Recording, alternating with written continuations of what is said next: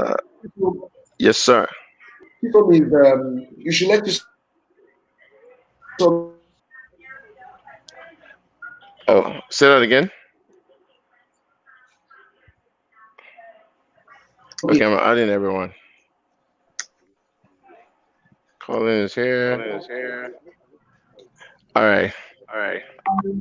I greet everybody. Oh, please give us like 1 minute. I have.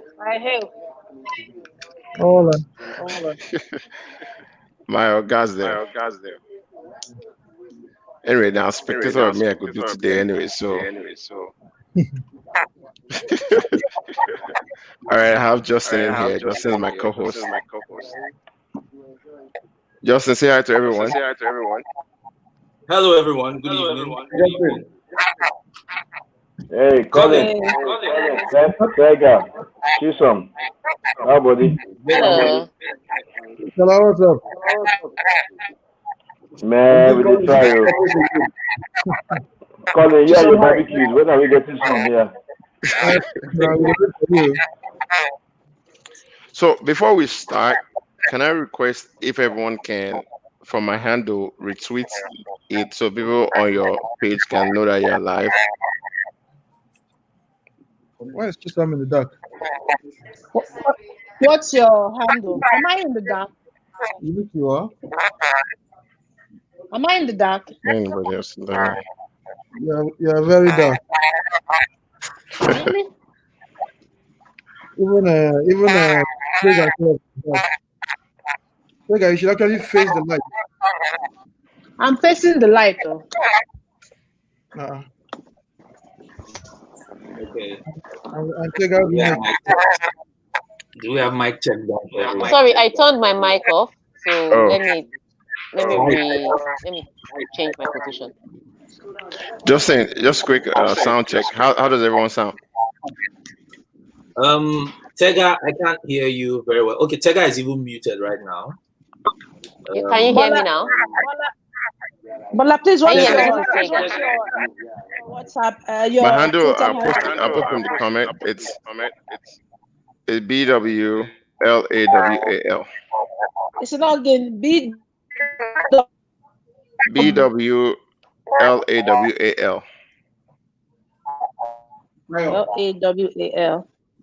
Okay, yeah, I see you now. I'm following Yes, you you can do now, somewhere. and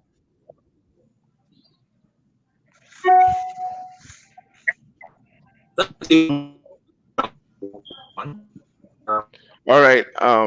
So I think we lost chairman now. Did we? Okay, I think we did. I'm sure you come back. I'm sure you come back. you went against the All right. So should we get started? Yeah, we should Just be. real quick, thanks everyone for joining us. We're really excited, and this is going to be a great conversation. This is serious banter. It's a intersection of entrepreneurship, business, tech, popular culture, life, and everything in between. We've had and it's hosted by the collective, myself, Justin, Lola will be joining us soon. And it's very interactive. We have people ask questions. When we don't have special guests, um, we will have the collective also participating in topics. So today we wanted to switch things up a little bit and talk about sports. But the way we usually handle things, we'll kind of set the stage.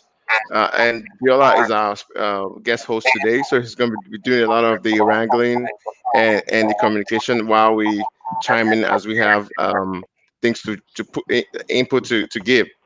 So like we normally do, I think I lost Justin for a second. He'll come back.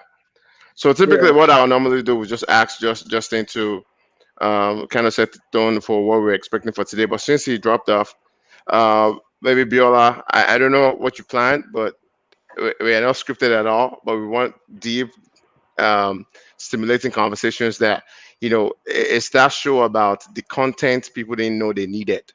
That's how we kind of explain what serious banter is. It's the content you didn't know you needed, you know. So if Bella can satisfy, I don't know if you want to do everybody should say who they are, or whatever, but it's up to you.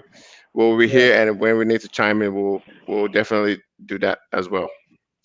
All right, great, Lawal. Thank you very much. Good evening, everyone. When Lawal reached out to me a couple of weeks ago, about this, and suggested or mentioned I should come up with a few names of people who can have the kind of conversation that he envisaged. Immediately, all your names, popped to mind. And I also requested at the last, or I told him at the last minute that it'd be great to have, Shola as chairman here as well to sort of like have, I wouldn't necessarily say a government angle to it, but to just have an opportunity as well for us to have to synergize the media, the business, and also from a policy, and government point of view. So yeah, it's a pleasure to be here with you, Sontega, Colin, Shola, Lawal, Justin, as well as Lola, who has just joined us. So the conversation is about sports, as it relates to entertainment, as it relates to business, and as it relates to indeed Nigeria.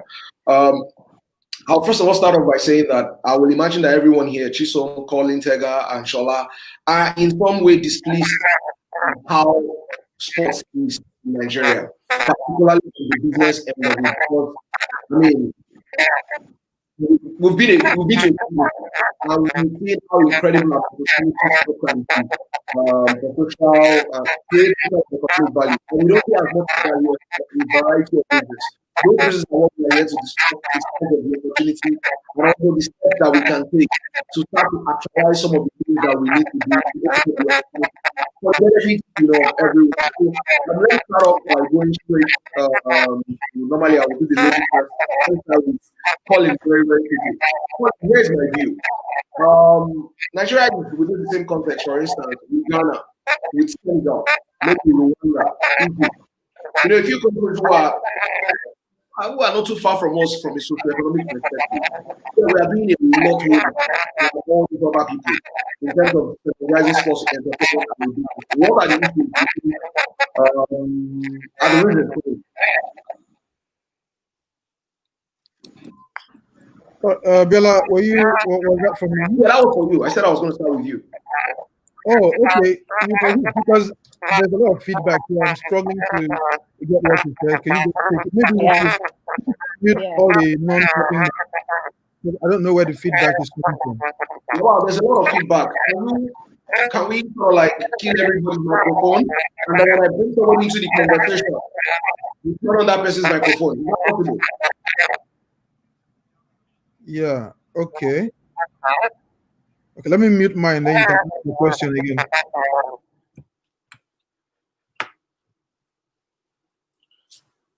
So can you hear me now? Perfect. Yeah.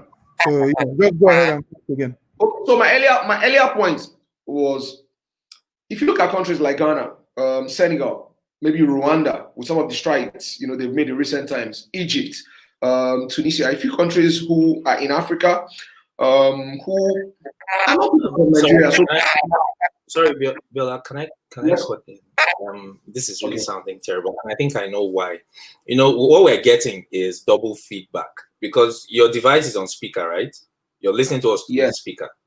So what's happening is your speaker is feeding back into your mic. So if you could use...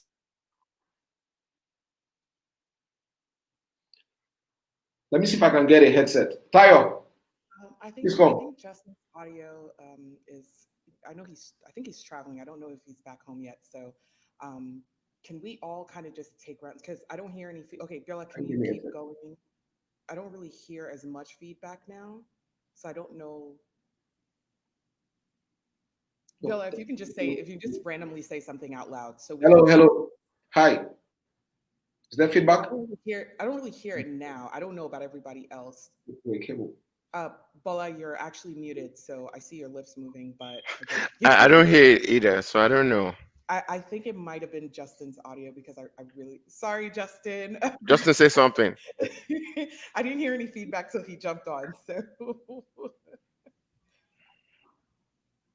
So Colin, you're muted. So I see your I just so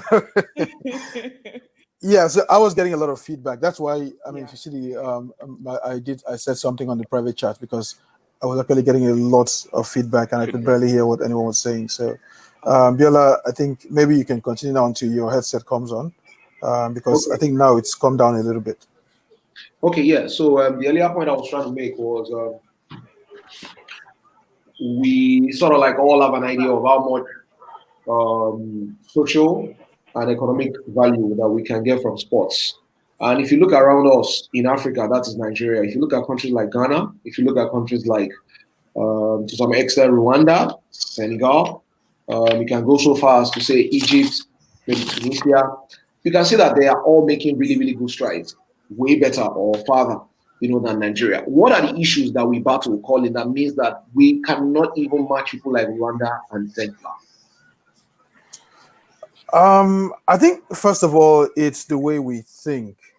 People always talk about football is big business, or sports is big business, but when it comes to executing, there's a huge gap between what we say and what we do, and I think it's a point that probably Shala speak to in maybe a deeper detail, because he's had the benefit of being both in the private sector and also being in government. So he might be one to be able to bridge that gap.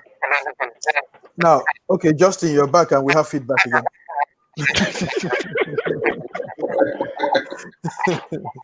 So just mute your microphone, exactly, and that feedback is gone. Okay, so now that's from a thinking point. Now, from a different point of view, we have to look at our economy, and when you look at the likes of South Africa, Egypt, or let's say the North Africans, you find that their overall economy is very, should I say, manufacturing based, while you come to Nigeria, we have a service based economy, essentially.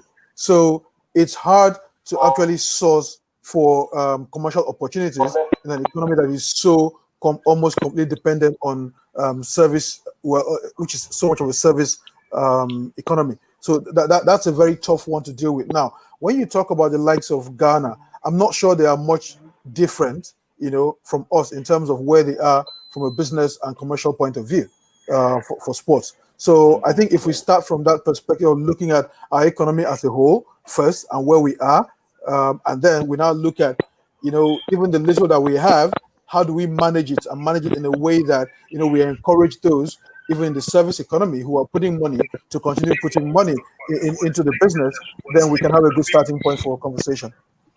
Okay, thank you very much, Colin.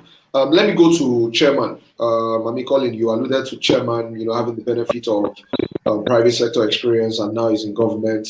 The point I would like to speak with Chairman is, obviously, the term of office is usually about 4 years, so to speak. How much change can one really impact in that space, given all of the issues that you have to deal with?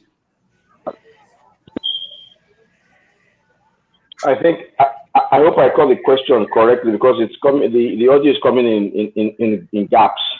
But can you hear me? Yes, we can hear you. Okay. Okay. For what I gather, I think what you're saying, what you asked is regarding this. How do we? How are both married from this point of view, or from my point of view now, as a government official? Am I correct? Yes, and also to broaden it a little bit more, how much change, how much impact can one have in a short period of time, like 2-3 years, so to speak, that will move the needle? Oh, okay. I'll share 2 experiences I've had from someone from this position. Maybe that will help us. A lot in Nigeria still depends on who is leading and who is backing you up, because we don't have a structured sports industry yet. As many of us know, it's just now that we're trying to create or have a policy in place that can guide or help to build that platform. Now, I had the prior experience of being with the Tinubu a few years back when he was chairman of the Lagos State Sports Commission, and he had so many ideas, so many things he wanted to do. But unfortunately, he wasn't backed from the top level. And so after an initial good start, things faded away because he didn't have that kind of backing, or because our sports is still rooted or strongly rooted, linked with government. Now here I am, about 3 years or so after. I'm now in his position, and I have a governor that understands, at least to a very large extent, what sports can do, first politically and then also to the society. And so many plans that we have and many ideas I've shared, if not all the ideas I've shared with him, have received his go ahead. Now, that can be a difference between you succeeding or not at this level, because you may have all the know-how, but if your principal doesn't have the understanding or share your vision, or you share his vision mutually, then you get nowhere. So a lot still depends on the will and the understanding and the investment of people who are in sports. Look at all of us here today. We've all been, and we are all still in that industry, but but very few of us push through because of a structure that you went through. You have to push through yourself to feed your passion, to invest in yourself, and to ensure that you can now get to a place where you become an influence. That is Nigeria we are in, and good things that many people are still pushing for that. All right. Thank you very much, Chairman. Let me come to you, Chisom, now that Chairman has mentioned how huge leadership can be. Do you think, and this, I'm not talking about government leadership, I'm talking about leadership within the sports ecosystem and context. How, I don't want to use the word bad, but how much damage, so to speak, is the kind of leadership that we have within the sports context, from federation's point of view to those that lead the clubs and all the various associations and all whatnot. How much damage is sports taking from the kind of leadership that we have and we've seen so far? Yeah, thank you, Biola. Now, I think we can't overemphasize on how much damage is taken in terms of leadership. And it's very interesting that the Chairman Shola mentioned the structure. So I use myself as an example, right? So I'm one of those fortunate ones who grew in the industry in a very well-structured environment, very well-structured company, okay? So whereas others struggled to grow, because when I look at my colleagues, they are struggling on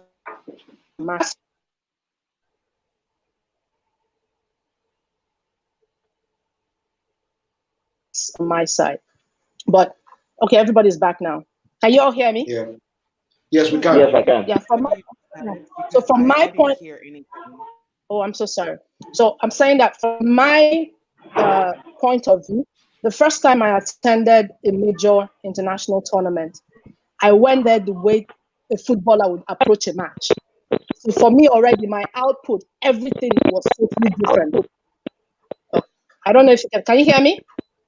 Yes, we can. My output was totally different. I didn't have to bother about my flight ticket. It was done for me. I didn't have to bother about where I would stay. It was done for me from beginning to end. I didn't even have an idea. They just told me, take yourself and go there. I had the best treatment. Everything was given to me. Lucky me. And that's why I started by saying I am one of those very lucky ones. Okay, Colin was with me in that space as well, where I went to the London 2012. I didn't do anything. All I had to do, like AJ said to me about footballers, that footballers, all they had to do was just go and play football. Everything else is taken care of for you. With Super Sport, it was the same for me. So I'm going to have to admit that. So for me, all I had to do was get to the country, get to my hotel, do my work, submit my work, and that's it. Food, everything was taken care of. I wasn't even asked to go and buy my own food. No, it was done for me. At this time, you have food at that time. So that's what structure does for you.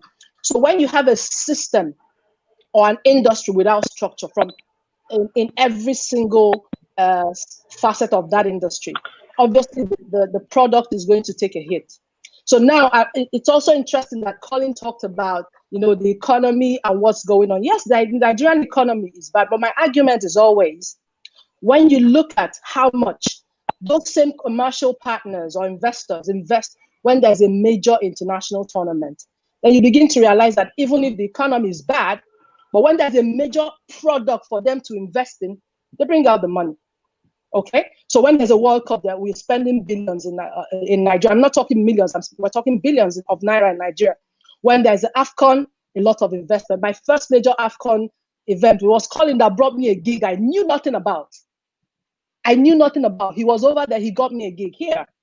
I got paid very well because it was a major tournament. So you ask yourself, where does the money come from at the end of the day? Okay, if there's the clamor for fans to watch the EPL, huge amounts of money are paid for the EPL rights in this same economy. So the reason why it's there is because the product is good, because they're coming out from a very well structured industry. So for me, there's really no excuse for the structure that we lack here, whether we have government involvement or not. The issue is the sincerity of purpose, the technocrats you put in there to do the work, and then you push. I'm not saying it will happen overnight, no.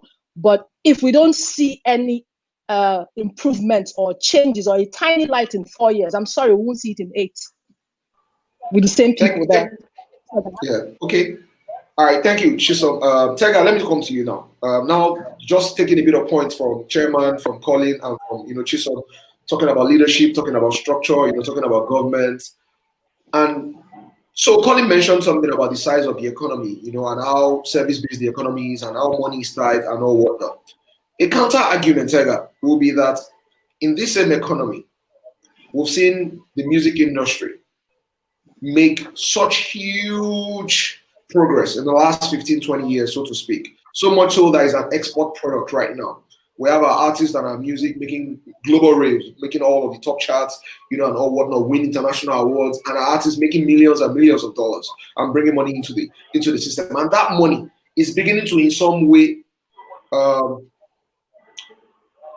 break open the value chain. So in the music industry, for instance, so you have the artists, you have artist managers, you have costumiers, you have the guys who shoot videos, you have road managers, you have like a huge layer of all sorts of people who are all making money. The guys who organize events, sound people, production people. It's a huge thing. You can say the same about movies as well. About 20 years ago, nobody wanted to watch our movies, even in Nigeria.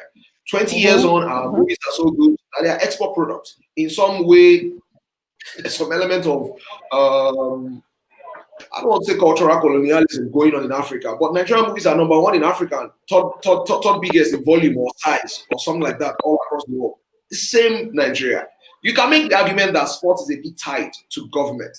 But if music and movies can make this sort of progress in 15, 20 years, surely something is wrong with the guys, in quotes, who are running sports in Nigeria to still be so closely tied to government and in some way to be almost very resistant to the changes and the steps that you have to take to sort of like have an explosion in the sports industry. Okay. So I think this question would have helped with Colin Udoh because he's kind of worked with government and he's worked with structure. But I will say this from the little I know. Sports is not kind of tied with government. Sport is with government. There's no kind in it. So I will tell you a little bit because I have a few friends in the entertainment industry. They have bodies, they have organizations, music that control music and that supposedly control music and control movies. However, individual artists went out on their own. So it wasn't Wizkid waking up in the morning to go to PMAC to get some permission to go to LA. It was Wizkid and his artist management blowing Wizkid and Wizkid music up. Not to the organization. Now you take that to sports. There is not much you can do if you're a private football club or a private tennis club or private anything business. Even if you build your club with structure, with money, you will play in the NPFL. You're not playing in your own league. And that's where the difference is. With music, with movies, Mo Abudu could do her thing. She got her investment. She got some government support, one government support. She blew up in a way that she could blow up because she wasn't going to pass through the hoops of the organization that ideally runs entertainment. The problem with sports, I would say, and Colin can back me up or disagree with me or disprove it, is that the the places for growth are still largely run by government. So if you build a successful football club, he will play in government league. Okay. That's and I think that's where the problem is. I also agree with you to an extent that some of the people that they put there could make changes, but there are too many stakeholders that may not let these changes happen. So again, Colin, you can take over Thank from you, here. Tega. And to be honest, I agree with you totally. When I spoke initially, I think I laid out two things. The first was the personnel, the second was the economy. And it's the personnel you're talking about now. So, and some disagree with me on the economy. I don't, I mean, I see where the point is coming from. My point there is that, look, yes, we have some money coming in at the moment, but because of the economy we have, what we're getting now is maybe, I should say, on a rough estimate, because I don't have actual figures, maybe 20-30% of what we could have if we actually were a manufacturing economy. Because right now, what these guys have is only money that we're spending, just recycled money, so to speak. Not money that is actually being generated. Because if you're actually having car manufacturers, food, all sorts of industries, then you could have real proper money coming into the sector. But because it's not there, the money we're getting now is just a small fraction of what would be possible if we had that. And that's why you're not seeing endorsements for athletes that should be as much as it should be. Even the entertainers that we get endorsements for, they should be getting much more than what they're getting. So it's a constricted economy as it stands. So the issue of personnel that Tega said and Chisom also raised, very true. Now we have people who are intensely resistant to change because they thrive in the chaos and corruption that currently goes on. Now, what they don't understand is that, again, just like with the economy, whatever they think they are making now, they could make 10 times, 100 times more in a structured, organized environment. And they're not seeing that because, for them, that is just way too much trouble to think that far. And I'll tell you what, if you look at, Tega just mentioned it, that whatever you do, you still have to come and play within the structure of the league, if you want to get a Premier League and go all the way. But the question is, from a dollar perspective, and an investment to ROI perspective, why would you want to play in the league? Because you invest a minimum of at least 700 million a season to run a league club in Nigeria. And I'm being conservative. So you're investing a minimum of 700 million naira to run the league. How much do you get in the end from the league? Prior to, practically nothing. In the past, Super Sport sponsorship money used to bring some money, but it doesn't even get up to what the club spend. You go and play your continental football. What do you get out of that? $1 million.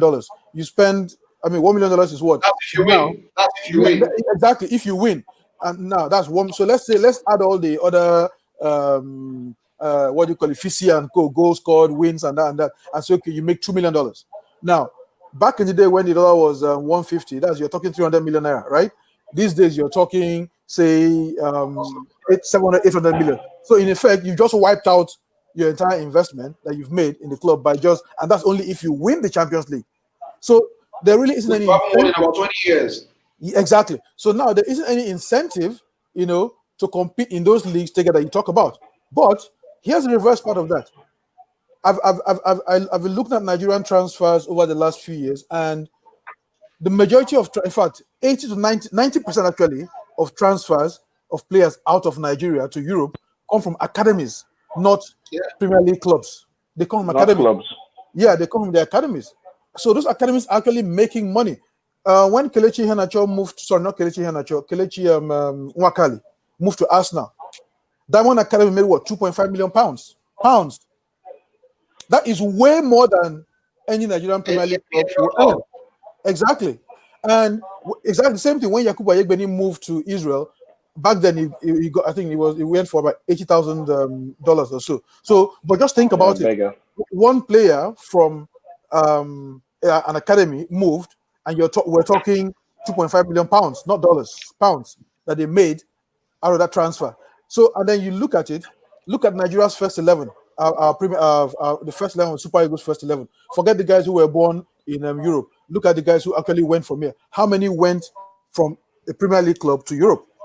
You start from the defense. You know, you probably only see maybe Shehu Abdullahi, who played for Kano Pillars. You go up front, Ahmed Musa, who played. The rest all came from academies. That's how they left. So, there's actually money coming in, and the income, the revenue that's coming in just from player sales alone is enough to run a club completely without having to play in those leagues. So now, if you add that and you run this club professionally, you have sponsorships, commercial properties coming in, you know, then exactly. And I'll also give you an example. Kunle Soname has a club in Portugal, and he also has a club here in Nigeria. He doesn't care about being in the Premier League. All he wants is just to have a place where his boys can play against good competition and train properly. And it is the sales from that club that is also partly running his club in Portugal. So you can imagine, just think about it, just let it sink in for a moment, that the fact that, you know, you can actually get players here, raise an academy, and use that money and run something else. I don't know if I don't know that's supposed to be, but think of Churchill Olise. Churchill Olise, you know, has been running his FC for years. Go ahead, bro. Yeah. Sorry, me? Yeah, so, I mean, that's quite interesting. The comment that Colin just made about potential in running academies. So, listening to you guys talk, I mean, the problems you're having in that space are not different from the problems we're having, seem not to be different from the problems we're having in every other space in the country, which is the economy is tying everybody down. But Colin just said something profound to me. So, if the potential here is in academy, sales of players that will go in academies, right? I mean, we're not lacking for raw talent. Nobody can accuse us of that. The question then is, oh my goodness, we have one in every state in Nigeria. Look, maybe because you're not hearing about them, you think they don't exist. One in every state. Almost every local government. Exactly, you have an academy. Every state. 300 in every state. So, and that's why I tell you that if Nigeria exports, if every season Nigeria sells 100 players to Europe, 90 of them are from academies. In fact, 95 of them are from academies. You don't get, not from the Premier League clubs. This sounds like a business opportunity. This is our grass moment. Yeah. Okay, let me let Chairman come in. I was going to come with another question, but Chairman come in, then I'll send the question in a bit. So all these comments we've made about academies and all, we know it's about number one sport, football. And just like Colin has said, I've been there as well. I've run a football club. I've created events and all that stuff. However, I still doesn't address the platforms or the foundation that will give rise to a sports economy. So all these monies have come into the academies, have entered individual pockets. But what has it done to the overall structure or to improve the structure of Nigeria sports? Absolutely nothing. Why? Because, like you pointed out, it's easier it's easier for me to make those kind of personal investment and get an ROI that'll be good enough for me, and I forget everybody else. So we still have those academies, for example, not having the grounds or all the things that are said to go with academies, because there's no regulation really, even if they're there on paper, theoretically. So for me, what needs to be done to bring home the fact that all this money or revenues coming in can develop our economy, it still comes down to, yes, we talk about leadership, but then is it, let me use the word disentanglement of sports from sports leadership from government, not as in total cutoff, but to ensure that people like, look, without mincing words, people like Biola, like Tega, Colin, you yourself, I've known you guys for years. I know how much we all struggled to get our ideas through the cracks. I know, and I know how much you are still struggling now to do so. But without a certain leg up, you don't get through to the main thing.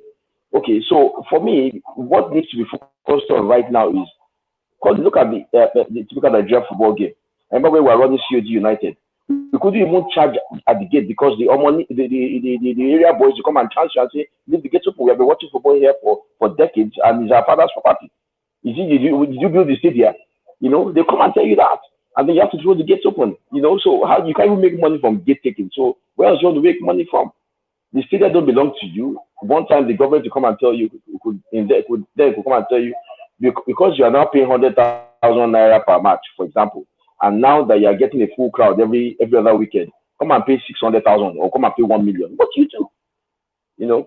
So I think yet and still, sorry, the tenacity of people like you and I is very important to this industry. We have to keep creating, we have to keep sourcing, we have to keep probing, just like I think it was the entertainment industry. We have to keep probing and checking to see where we can break through. And I think really this policy the minister is trying to push will go a long way to establish the foundation for that. Because do you know that constitutionally, sports is still being seen as a recreation, is a constitution. It's not seen as a business. So the kind of attention and investment to it will always be belittled whenever it's being considered. Whereas sports could contribute so much to our GDP. In other developed countries, we're talking about there are still single-digit contributions, but we're talking in billions of dollars or pounds. And until that outlook is changed, it's very difficult to and of course until the outlook is changed and the view of sports is changed, we will still be where we are. Just before what I should also add, Colin has mentioned and Chisom as well, about the economy and how limited the economy is from the fact that it's service-based and not really manufactured. Because when you have a manufacturing economy also, a lot of the products are consumer-based. And so you can invest in to drive quote sales. But let us put all of that aside.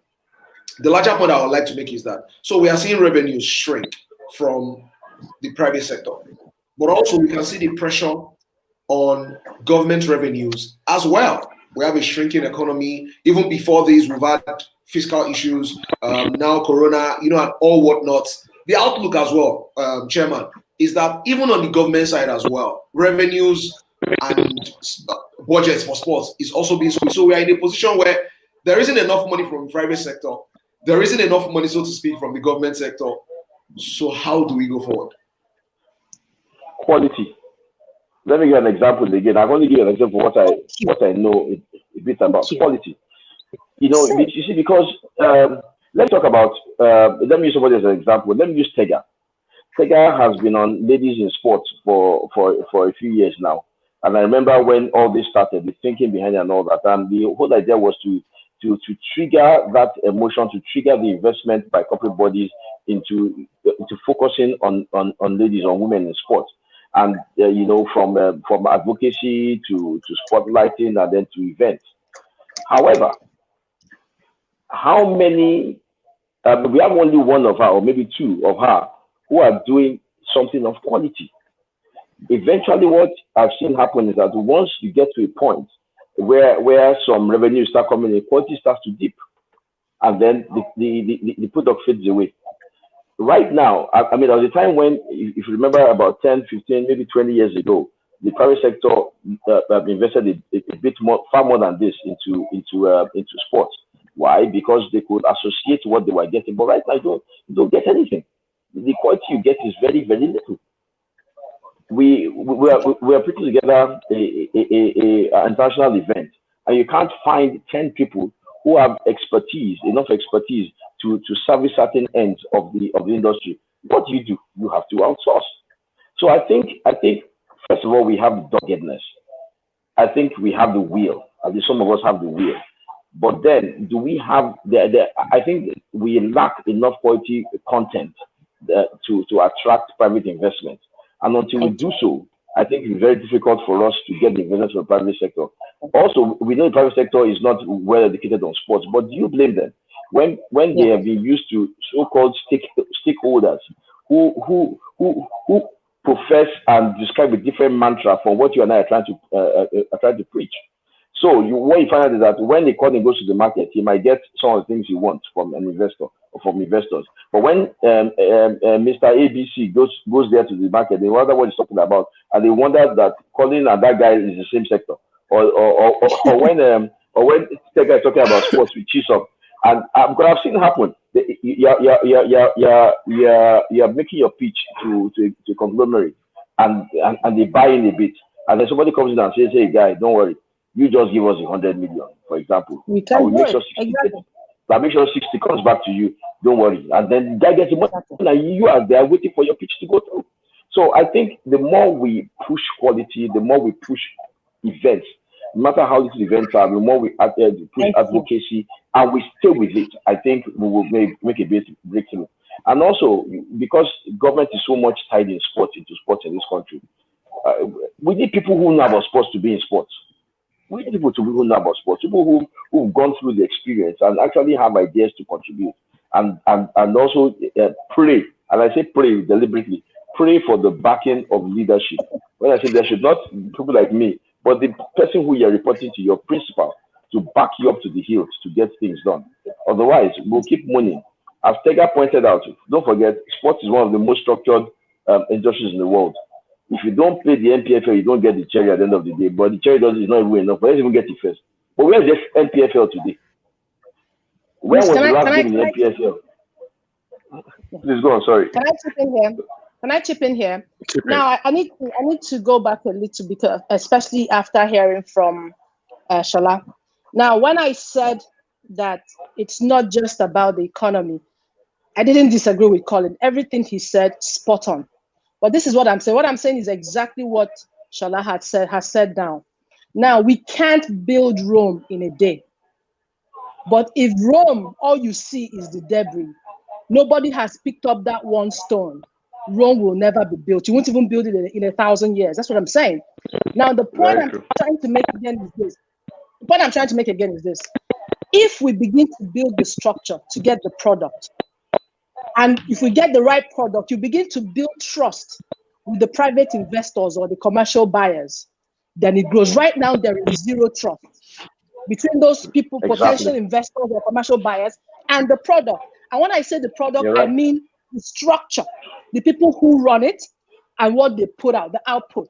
So now all they need to see is a little bit of growth, which means that player welfare. Let's start with player welfare. Leave everything else. Start with player welfare. Let's forget the stadium being built for what's the word that we use when we go for purpose. Yeah, let's forget about that. Or start with player welfare. Or you say to yourself, okay, let's do a bit of player welfare and then create some kind of event around sports. We all go to events. We see Beyonce back in the day, especially for Shola, who is very old now. For us small children, we don't see it.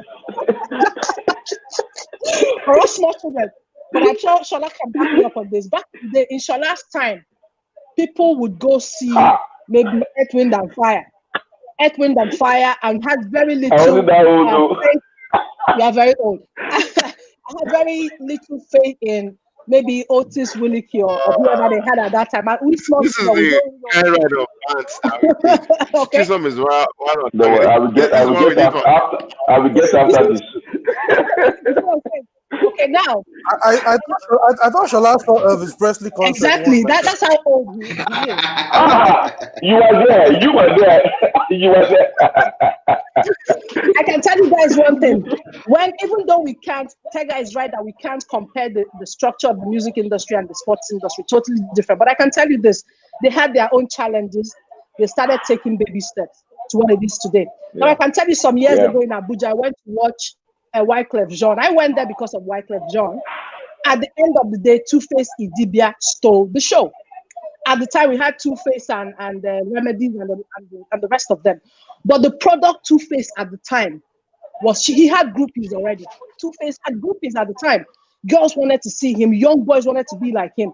At the end of the day, even though Wyclef was the main act, Two-Face got as much attention as he did. So at the end of the day, if we don't have those people in the structure now, building them brick by brick, then we can never get the trust of those people who will invest, because those people will trust the World Cup. They will buy into it for us, for you and I, to give them the mileage they need. Those people trust the EPL. They spend billions and even just getting an advert on television. I'm not saying the money is big, but we can't expect to get 70 a player to be sold for $150 million. It's not going to happen. We can sell a player for $1 million. We can sell a player for $500,000 within Nigeria. That's the start.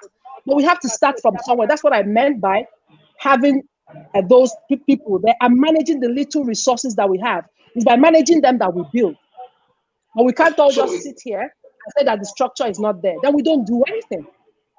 Let me come to Tega, and I want to really sharpen this question quite well. So if you look at the numbers, about 70% of the Nigerian population is 30, unless it's a very, very young population. That itself is an incredible opportunity. But we know more now than ever that attention is extremely, extremely difficult to get. And those children, so to speak, already have their needs for entertainment being met by music, by movies, VOD. Like there's access to incredible amounts of entertainment right now. Also, from a sporting perspective, they are not exactly lacking. There's the EPL, there are also some leagues being broadcast, on TV networks. NBA is making a big push in Africa. They have all sorts of options in that in that regard as well. How then, from a local perspective, how then from a Nigerian perspective, do you grab the attention? Look, in terms of participation, you always have the young boys who want to play football, basketball, and all whatnot. In terms of recreational athletes, you always have those who want to keep fit, who will go to the gym and all whatnot. The sweet spot from an economics point of view are fans and consumers. And these guys already have their attention locked in to other forms of entertainment. How then do we get some of that? Because I think that's a big problem that we have. The audience taste and hunger for sports and entertainment is already being satiated by a plethora of options. Okay, so can I come in now? Absolutely, that's for you actually. Okay. All right. So again, it still goes back to what Chisom and Shola has been saying. It's product. We need to stop selling ideas, and sometimes we need to create products according to the times. So I keep telling people, you don't sell ideas, you don't sell emotions, you sell product. You have to develop that product. Now let me use the Super Bowl. The Super Bowl is an American sport. Football is an American sport. Sorry, American football is an American sport. And they have already a following. But what did they do with their halftime show? You will wake up one morning, you will see Beyonce. The crowd that did not want to watch Tom Brady's touchdown before, or they thought they will catch the highlight, they will show up for Coldplay, Beyonce, Gwen Stefani, or whoever is coming down from the sky that year at the halftime show. It's a huge deal. Yeah. So what did they do? They managed to collaborate with an industry that already have the attention of the people they want. So what they did is that they have sports. They have the American football. It's great. It's loved by American fans. But they grew that product with another brand that is already successful. So sometimes it's not just about everybody loves football. And truth be told, people love football, people love tennis. I know that there's tennis crowd because my father used to play tennis in Lagos here.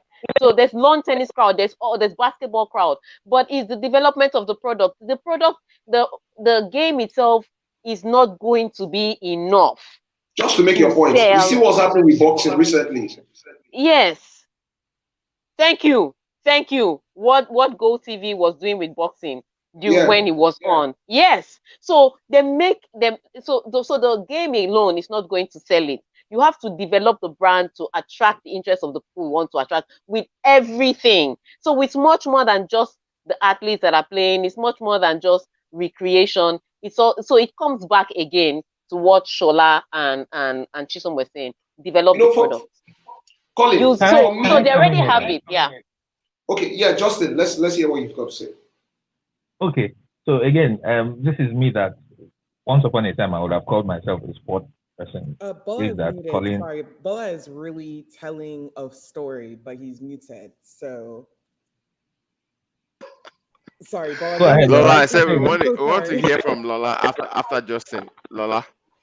Wait, Justin, I Okay. hope you're not asking a question because I had something to literally piggyback. You know, American football is my thing, so I had something right to piggyback right off of that. That makes Fantastic. three So of us. I yield I don't I call you yield my American time to football Lola. fan too. I yield my time to Lola.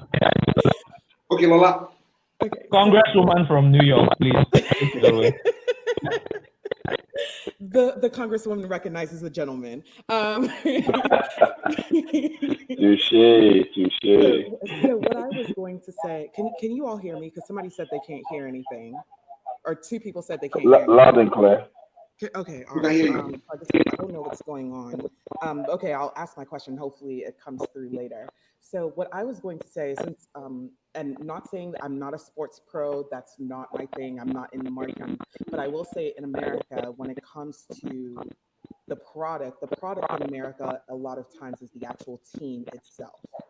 And with that, what that means is so with the Super Bowl, Tig, I'm not saying that you're entirely incorrect, but that you can kind of look at it a little bit differently in America. Here, when somebody's playing sports, and that was really the question I was going to ask you before you segued into this, so it's great because it ties them together. But here, when you play sports, you start from, let's say it's American football, but all sports pretty much, you start from Pop Warner, which is like the junior. Oh, sorry, is it too loud? Please just go ahead. Oh, okay, okay. His hand went like this, so I didn't know what that meant. Sorry. Um, No, that so was Pop Warner, like KK. oh, okay, okay. I thought you were saying that it was too loud. I was gonna say, okay, No, sorry, no, I'll no, put it no, down. no. Go ahead, go ahead. So yeah, so Pop Warner is when you start off as a kid, and again, you start off in team sports as a kid. Then you use that, you segue, and you go into what we call middle school here, which is JSS in Nigeria, or JSS pretty much anywhere outside of America. Then you go into high school, and you're playing sports there. So by the time you even get to college, because it's pretty much impossible for you to get into the NFL without having a college career. Like it's practically like I think there've only been Sure. Just four like basketball. Australian rugby players who have gotten into when I say call I mean completely outside of America, completely did not get educated in America, nothing like that, who've been able to transition into oh sorry, I forgot about the Canadian players. There are a couple of Canadian players, but for the most part, there's almost always an American touch point.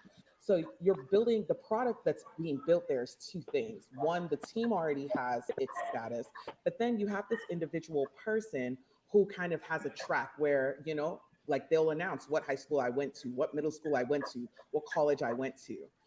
And by the time you now put all of Mm-hmm. these people together and you make them the starting 53 on a football team, what you've brought, whether Beyonce shows up or not, because there are 16 games that go on in the regular season before you even get to playoffs, before you even get into, Super Super Bowl, Bowl. where this people are already watching as it is. So what I was really going to say is, I was really going to say is, I was going to ask you guys, what do you think is going to happen with Nigeria, where people who come to play the sport, they're not really always playing out of love, but they're more so playing out of opportunity.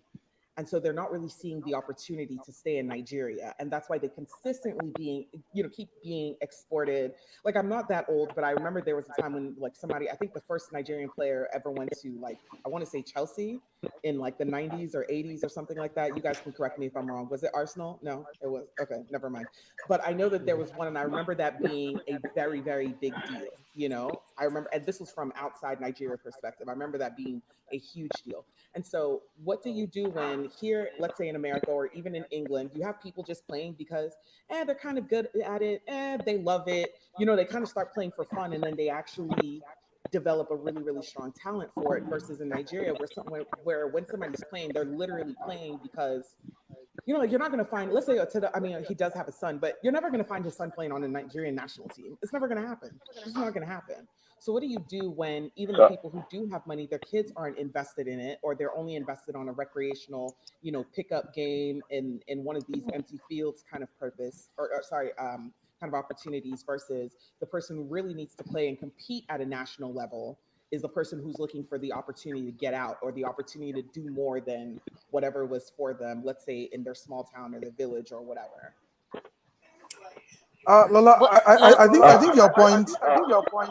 Okay. Okay. No, Colin, go. Colin, go. Because I was going to say that even abroad they play to get out of poverty. Yeah. So I don't know what you're saying. No, I'm not saying that they don't, but I'm saying it's the way that I perceive it is completely differently. Like here, Different, yeah. you play sports because it's just something to do. You don't play sports out of.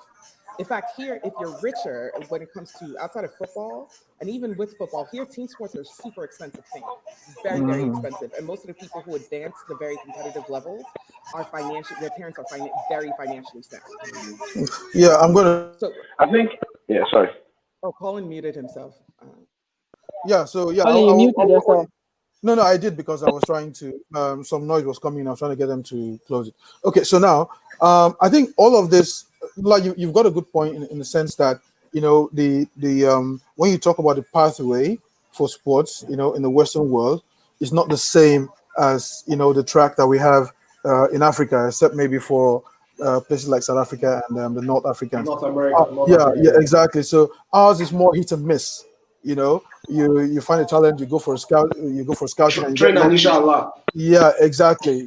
Whereas there you can actually even have a kid who doesn't quite have as much talent, and yet he's built up because of years of practice, practice, practice, practice. He gets to play at a high level. So that's different. But the key thing really, and which is something that we need to focus on. Sorry, you guys, just give me a quick second. So the key thing we need to focus on is that we need to look at the nuts and bolts of sports in Nigeria. You talked about the Super Bowl. Tega talked about the Super Bowl and how there's a synergy between that and entertainment. Now, the reason that works so well is because the Super Bowl as a product is great.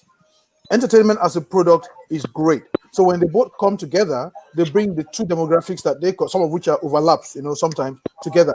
Now it's prestige for the artist to take part to perform at the Super Bowl, and they get paid a crap load of money. I don't know if I can swear here. So okay, yeah. Sorry, it's the prestige. Sorry, yeah. So it's the prestige they get from doing that, because to say you perform at the Super Bowl, takes you from here. Well, maybe not always up there, but it puts you at a certain level.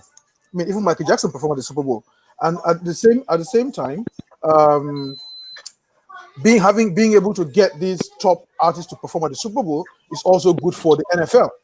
Now, when you come to our local sports, those nuts and bolts are not there. Now, the reason is that when you talk about Super Bowl, even the MLS that's just coming up, the NBA, a lot of work gets put behind the scenes that we don't even see. The communication with the fans, the work that goes on. People get newsletters like almost every single week, to keep them up to date what's going on. And then there's so much work being put together behind the scenes to put up a product that everybody can love and be proud of.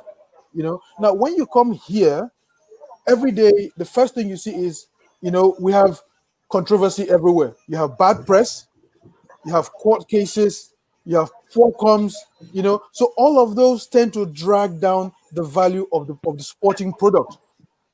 And when you're dragging down the value of sporting product, it's hard to get somebody to come and invest his money in a bad product. So the guys who are doing it now, the corporate people who are putting commercial money into the product right now, are mostly doing it because either they have to, or because, okay, well, it's there, so we might as well just do it, or it's just CSR for them.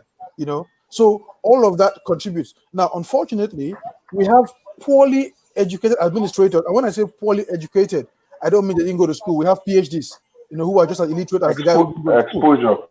Exactly.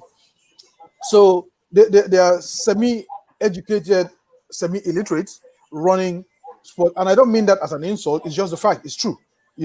So sorry, I thought Charlotte's face changed. No. Well, because they can't see beyond.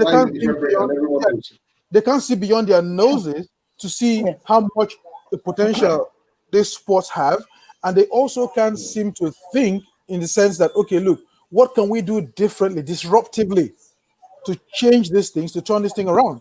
Biola and I were having a conversation some months ago, and we talked about, how to just change the concept of who the fans are.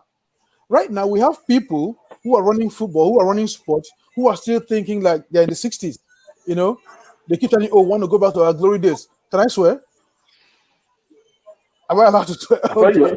You can. I thought you have been swearing since. No, I haven't. No, because what I was saying, we have people who keep saying, Justin said no. yeah, exactly. Because Colin is making his point, part venting. So exactly, because when you hear people say, a lot of that, you hear people say, "Oh, want to go back to the glory days." Screw that. I don't know. I mean, maybe that they are not freaking glory days. There are no freaking glory days to go back to. Because there was all we had was people filling the stadium because that was what they had. Happy go lucky. Yeah, what we should be doing now was to say, okay, let's build on what we had then. We lost it. Now let's see, how do we now move on to the next century? By nurturing the program we have, improving the product, taking out all the distractions, whether it's the bad press, the bad comms, everything, and then building up the athletes, to the point where the athletes become people. For instance, Chisom was talking about how Two-Face stole the show. He had his groupies. How many of our local players have groupies? None. But look at who even knows them. Exactly. But once they go to Europe, but they'll be getting some college. Just know that. Exactly. Once they get to Europe and they get cleaned up and they start making money, all of a sudden you have fan clubs here, fan clubs here, fan groupies. Yes. And even I have a theory. I have a theory about why that happens. Yeah. I have a theory about why that happens. Yeah. I think that for a lot of us, sport has become something we watch on TV, not something we do. Right? I mean, there are people like Colin. In Nigeria. In Nigeria, yes. The gentleman from Nigeria. The gentleman from Nigeria claims his space. So we have people like yourselves who've made a career out of it. I mean, I've known Colin from our days in Uniport, karate, and all of that. He's made a career out of it. Then it was something that we do. You know me, Richard. Right? My karate days, then it was something that I've been in UFC by now. If we had a UFC, Justin. Yeah. I have a sense of where you are going, but I also think that it absolutely might not be correct. I think that what has happened is that we in this group and in the bubble that we are probably wouldn't participate. But all over Nigeria, there are young people doing sports in millions. In their millions. In fact, I'll tell you what, there is a big business opportunity now in people setting up all sorts of academies, all sorts of structure that parents will go and drop their kids. That's the education I'm looking for. So I'll tell you for free that tomorrow morning there will be millions of young people playing sports, doing sports. I'll also tell you for free that before Corona came and after Corona will come, all over Lagos are all sorts of kiddie clubs, Tiger of Lagos, Lagos City, camp, all manners of stuff, training and developing thousands of young children. So people are still doing sports. What we are talking about here, and I think I just have a question, is that. All right, please go ahead. I have a question, though. Now, is it happening in niches, or is it something every kid has opportunity to? Like when we went to secondary school, and if you were in any kind of secondary school, you were participating in sports. That particular pipeline has collapsed, right? Now that doesn't take away from what you have said. Yeah. What you have said is true. There are these niches where people who have a passion have stuck with it, come rain or high water, that we're going to do this thing. So through thick and thin, they're struggling through. But the major pipeline is that pipeline that accommodates as many kids as possible. That pipeline that started for us when we were in primary school, when we entered secondary school, when we used to go to inter-house sports, even though some of us used to go and chase babes, when people were doing sports on the field, You have to say that, didn't you? It has, but that was it. We all had that experience. That whole pipeline, and that I think is, that's what I know, and I could be re-educated. I saw that pipeline working. That pipeline has collapsed. This other world of sport that does exist, it exists, quote unquote, in the shadows. People like you and Colin and Chisom and Tega and Sola know about it. The rest of us don't know about it. That's why we don't know local players until they sign for one team in Europe, because that's the only time I get to see them on the EPL or in the Serie A or wherever. Again, Can I butt in a little bit? Can I piggyback off of that before any of you answer? So to really piggyback off of that directly, is as you guys are thinking about it, is there really directly an opportunity to bring team sports back into education? Is I think there that's right up. That's right up. For the children, for let me answer that question. Sorry, wait. I'm answering first. Sorry, I want to make sure because I feel like I interrupted so much. I can't remember who was answering. Justin. Yeah, I think that when you're talking about school sports and all whatnot, I'm sure I was trying to answer that question. Oh, sorry, yes. Shola. Okay, great. I think I've spoken with a few of us on this, maybe at least Chisom and Edgar on this platform on what my own vision is. And all we've been talking about for a while has been about the absence of a culture, a sports culture. And apart from the sports culture is bred right from infancy. So whereas you have in other climes where from about 3 to 5 years old, your parents can take you to an organized sector, you play whatever sport it is you are seem to be interested in, or you learn in school. And then from there, there's a career path, a possible career path for the more talented ones. You can see that path. So from secondary school, you move on to, like you said, Lola, to university, pay for your school, and from there you probably get into a club side, like we used to have in the 70s and 80s in Nigeria. But right now, just like you pointed out, that culture doesn't exist because, like Biola pointed out, it's been usurped by many distractions, so to speak. Okay, in sports and outside sports. However, that's that's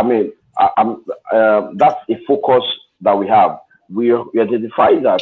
We've seen that definitely that the population swing is towards the youth, and if you don't find a way to create alternative careers, to create interest from that early stage, then you will never captivate them. Just like Justin is talking about, you will lose them because they'll be usurped by different other different interests. So I agree with you 1,000,000%. The first thing that we must do to begin to reestablish this is to invest in the school sports into school sports. How most of us I learned sports, but because I was taught in school from primary through secondary to all these sports. I received education on them, and when you learn about from about 30 sports, definitely one will stick. If it doesn't stick all the way to making a career out of it, it becomes an interest, and that's what all of us to this point. So definitely that culture has to be recreated. What I call a mushroom thing, a mushroom strategy. So for example, you have the sports, you have sports back in schools, and there are events going on to discover talent, to groom talent, to grow talent. But at the top as well, where do this talent end up? And therein lies the major problem. So you find most of us who maybe had some skill or enough skill to make it as a career. But once you get to secondary school most times or university, what happens? It's dead because there's nowhere you can go that is structured from there. So herein comes again those events. Where are the international events? Where are the national events? Where are the state or community events that will keep on feeding these guys to have a career in sports? And let me stop here. So I just say I'm trying to see what we are doing, and I'm trying to blow my own trumpet. But really, we recognize that that's where it has to be, and that's where it's going to be. We do need to hear it, though. Mm-hmm. Okay. We do need to hear what you're doing. Okay. Now, before COVID came into play, we were about going for a national sports festival, right? But the whole focus and the whole sale that we made to the Lagos State governor is, in fact, we've gone a long way, is to put sports back into Lagos State schools curriculum. It's going to happen. It's going to happen. And that's already far gone. We've been discussing with the education and all that, so it will happen. Secondly, we need to create events. Just today, we are discussing the budget, unfortunately, for next year, where we because we restructured the school sports program, restructured the school sports structure, so that it can get right to the so-called grassroots. I heard lots of talk about grassroots and stakeholders and nobody does anything.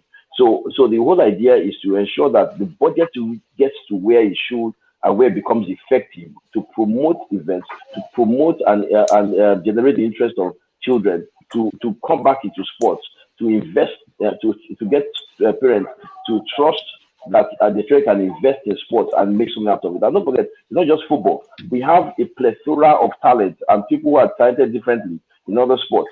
Do you know that? I mean, I'm sure you all know. Handball is a Champions League sport in Europe. Basketball, Yes. of course, you all know that. Yeah, Volleyball, yeah.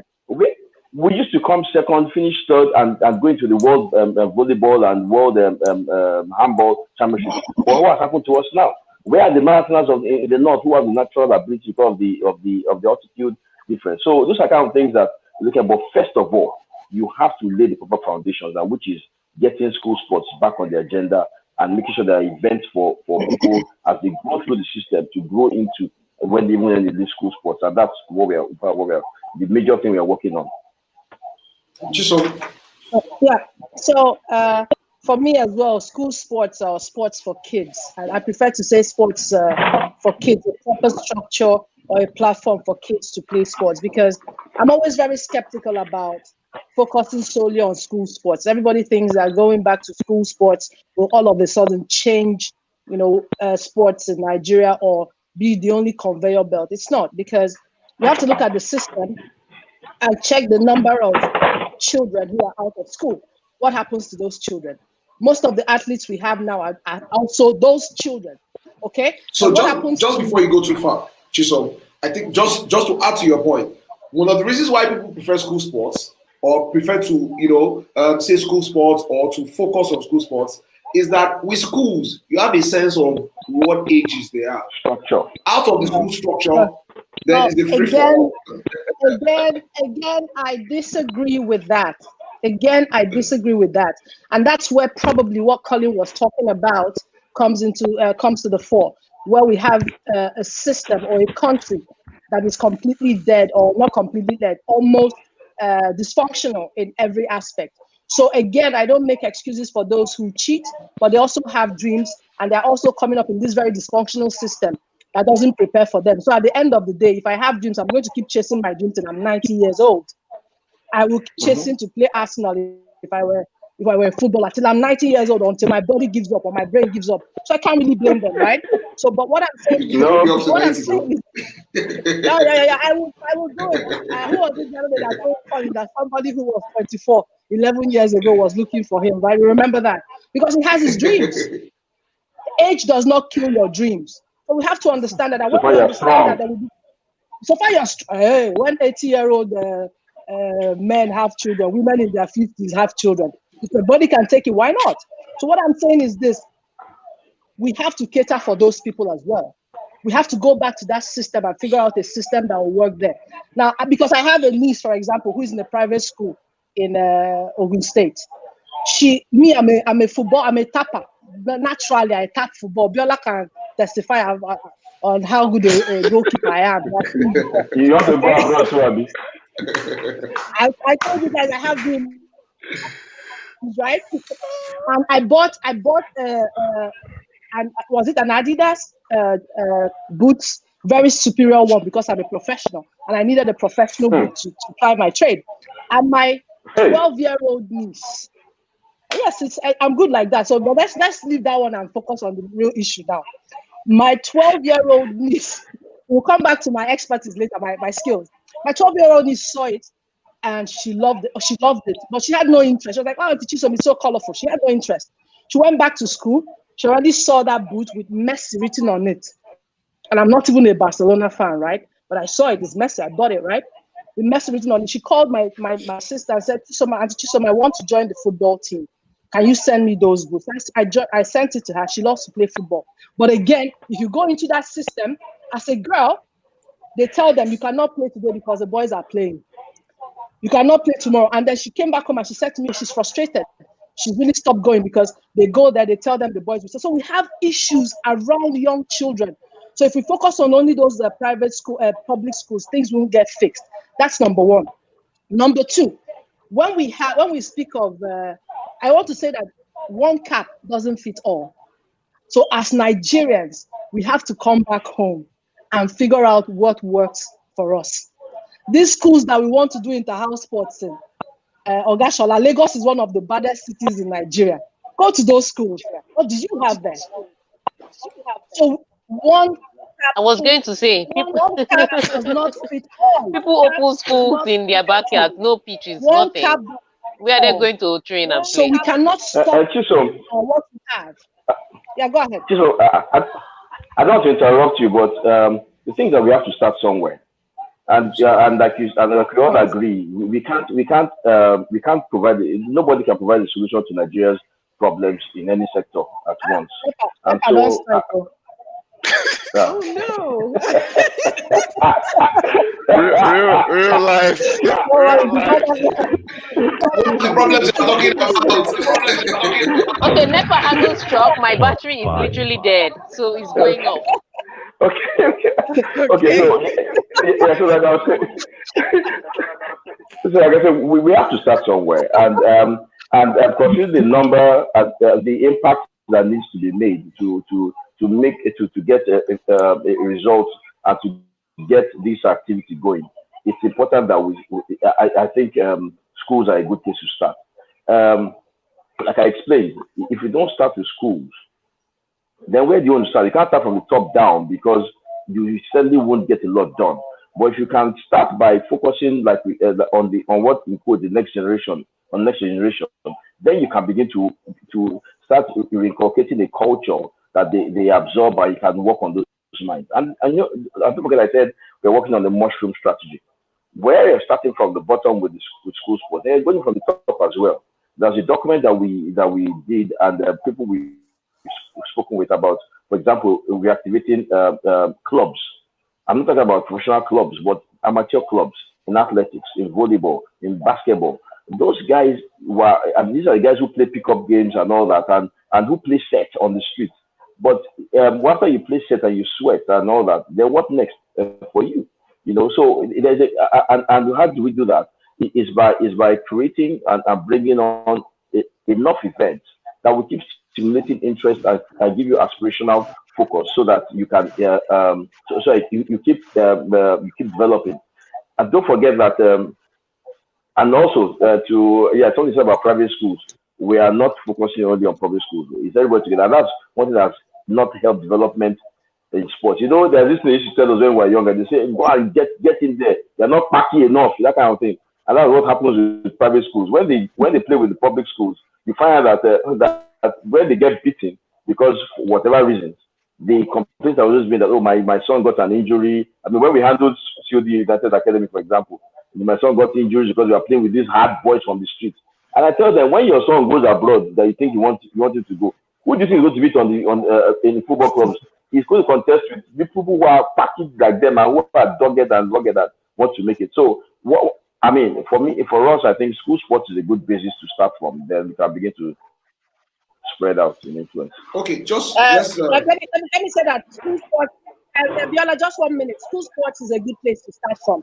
But let me tell you one thing I know for a fact. God knows why He didn't give me money. Okay, God knows why I'm not rich. But I can tell you the structure.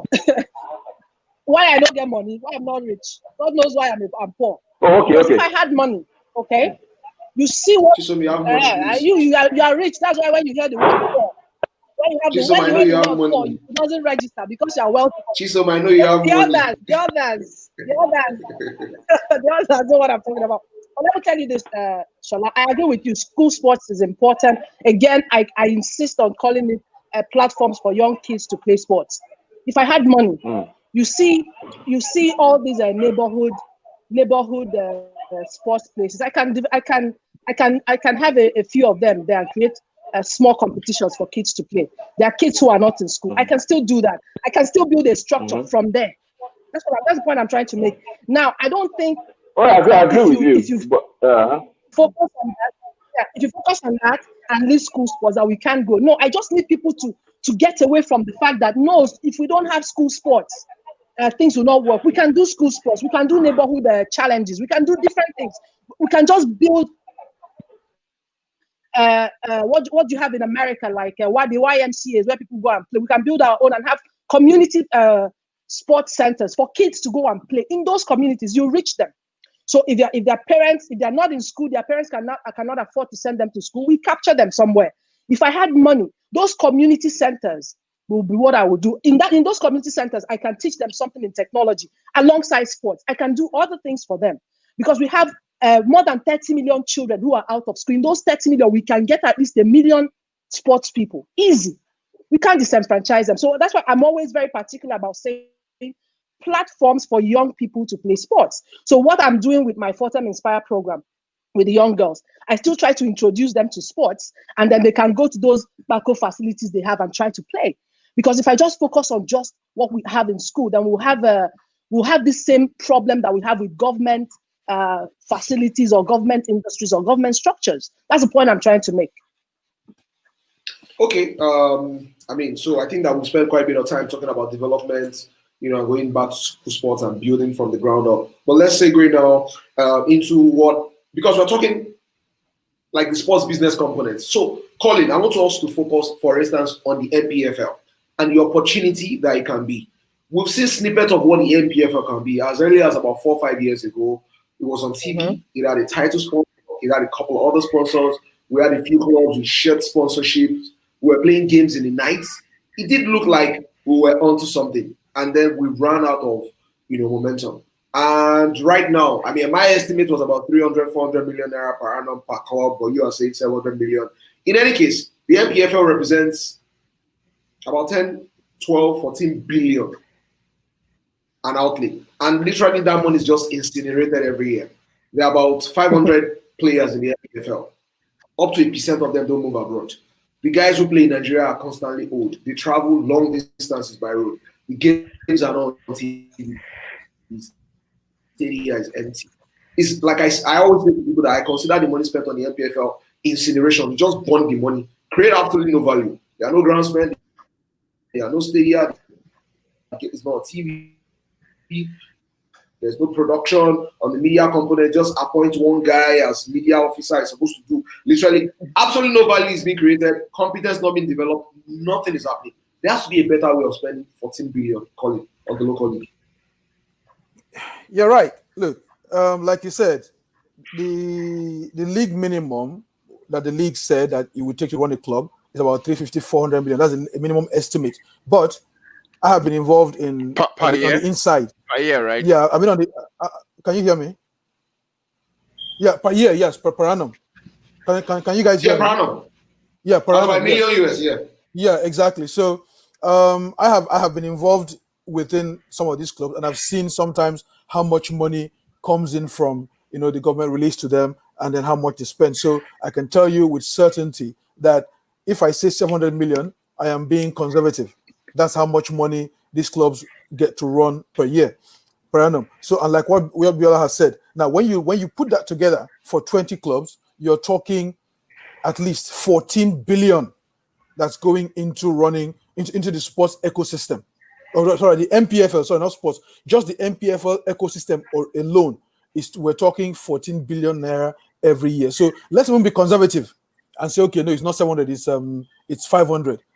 We're still talking 10 billion a year that goes within that NPFL ecosystem.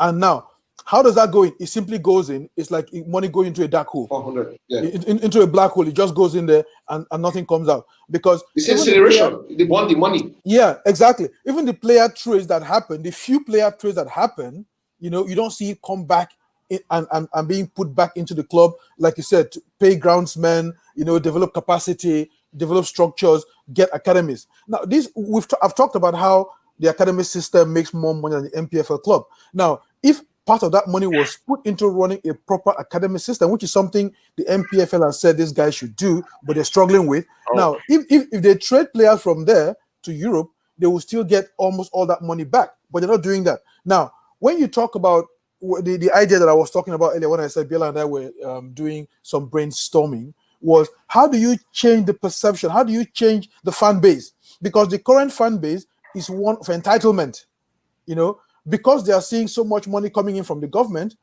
you'll be surprised how much these so-called uneducated fans know about all these finances. They know that there's so much money coming from the government. All they want is their own share of that money. And that's why, like Shola mentioned, they say this is our land. They don't care that you're a private club. As far as they are concerned, they're treating you like the ones they know before, who are getting money from the government. So they expect to get from that freebie. So now, from a purely business point of view, the question is, how do we flip this around and get the fans to pay? Because you can actually do that. Bella, if you remember, we had that conversation some time ago. So the question is, that we need to find to a new set of fans. These exactly. fans that we have no money. They are prone to violence. The bottom of the bottom. That's what we are going to stay here. We need a new set of fans. That much is clear. Exactly. So now the question is, from if you look at it from a Naira and Kowa point of view, from a numbers point of view, how do you get those fans to make money for you?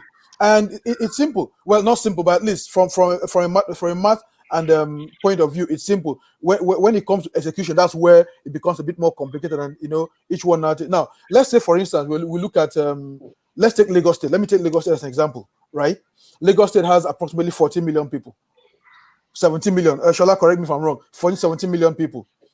So, and we can do this with every state. I'm just using Lagos as an example because it's the easy example, that is the easy one that comes to all of us. Now, you have about 14 to 17 million people in Lagos State.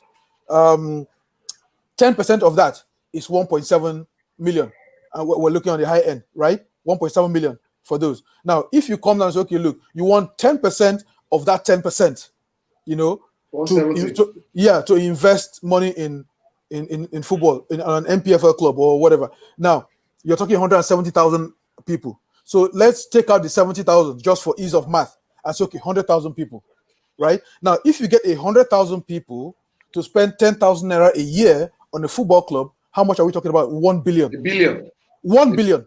That 1 billion now it covers the cost of you running a club at 700,000 naira a year and still leaves you with 300,000 naira in profit, to reinvest in the club.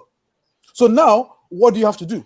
What you have to do now is to find that 100,000 people who will pay 10,000 naira to invest in that club.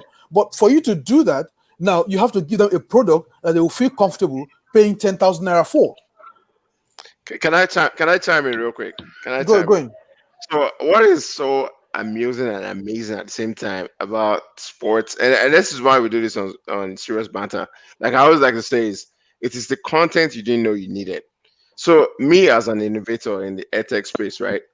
Every single of the problems that you guys have been saying is exactly what we are facing. I'm like, what? Like the same thing. The consumers don't have money. You build one fancy app, they can't afford it. You build this beautiful stadium. You are charging 1,000 naira for people can't afford it. So now you start thinking of, okay, what can we do? How can we make this thing affordable, portable, or that thing that you said about this is where people get that trouble in tech. We have 40 million people in Nigeria. Okay, so 10%, 4 million, and then after that 4 million, we get 400. That is the calculation most people always do in tech. Like this, but then we reach the reality, you reach the market. It's only you and a couple of people that you know. Not like that. So it's like, Bola, I see where you're coming, and that's why I said, from a math point of view, it's simple. This is what you need to do. Now, from an execution point of view, the question you now have to ask is, how do you get from point A to point B? And that starts with now using the money you get from government to build a product that you can sell to these people, because already you're getting money from government, whether you do this or not, you're getting 700 million anyway. So, but the question is, how do you use this 700 million to build a product that you can walk to a middle class person and say, hey, look, you know what? 10,000 naira is the amount of money Shola spend when he's taking Biola out for drinks or taking me out for drinks. If he spend more than that, in fact, when he takes me out. So the question is, Biola spends way more than that when he's going to. Don't put me in trouble, please. But my point is, my wife might be watching. No, I wasn't talking about your escapades. I was talking about when you take me out. Guys, please, let's chime in before our battery dies. So, Bella, chime in. Okay. All right. So I was going to say this. So so the thing you people said in the beginning is what is a fantastic idea. Forget all the math, like Bola said. What you said in the beginning was the changing of the fans, because fans pay 5,000 naira for show, and there's crowd, and then they turn their backs.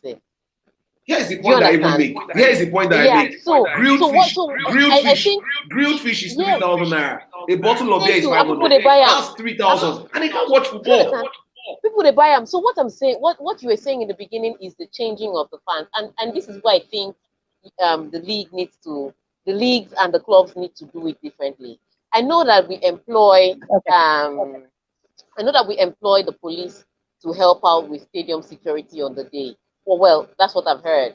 And that's what I've seen, one or two policemen, and I see the IG of police every time a league wants to start, how he comes to assure that there'll be security. I don't think we need to do that. I think we need to start having real security. So maybe you employ a private firm to bounce those people. Just before you go too far, like I said, one of the reasons why we need to change set of fans is that if you have proper fans, you really don't need that much security. Exactly. What you need but let's start from the security first. Because now you already have those people there. So you have to uproot those people. It's like you have bad tenants in your house. You first have to remove them before you bring in the good tenants.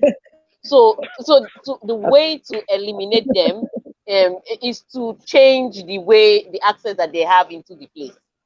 And I think that's where we need to. So for now, to convert the fans, we have to remove those people. And they're not going to go easily. So first of all, we have to start having new security now. Here's my point, Chisom.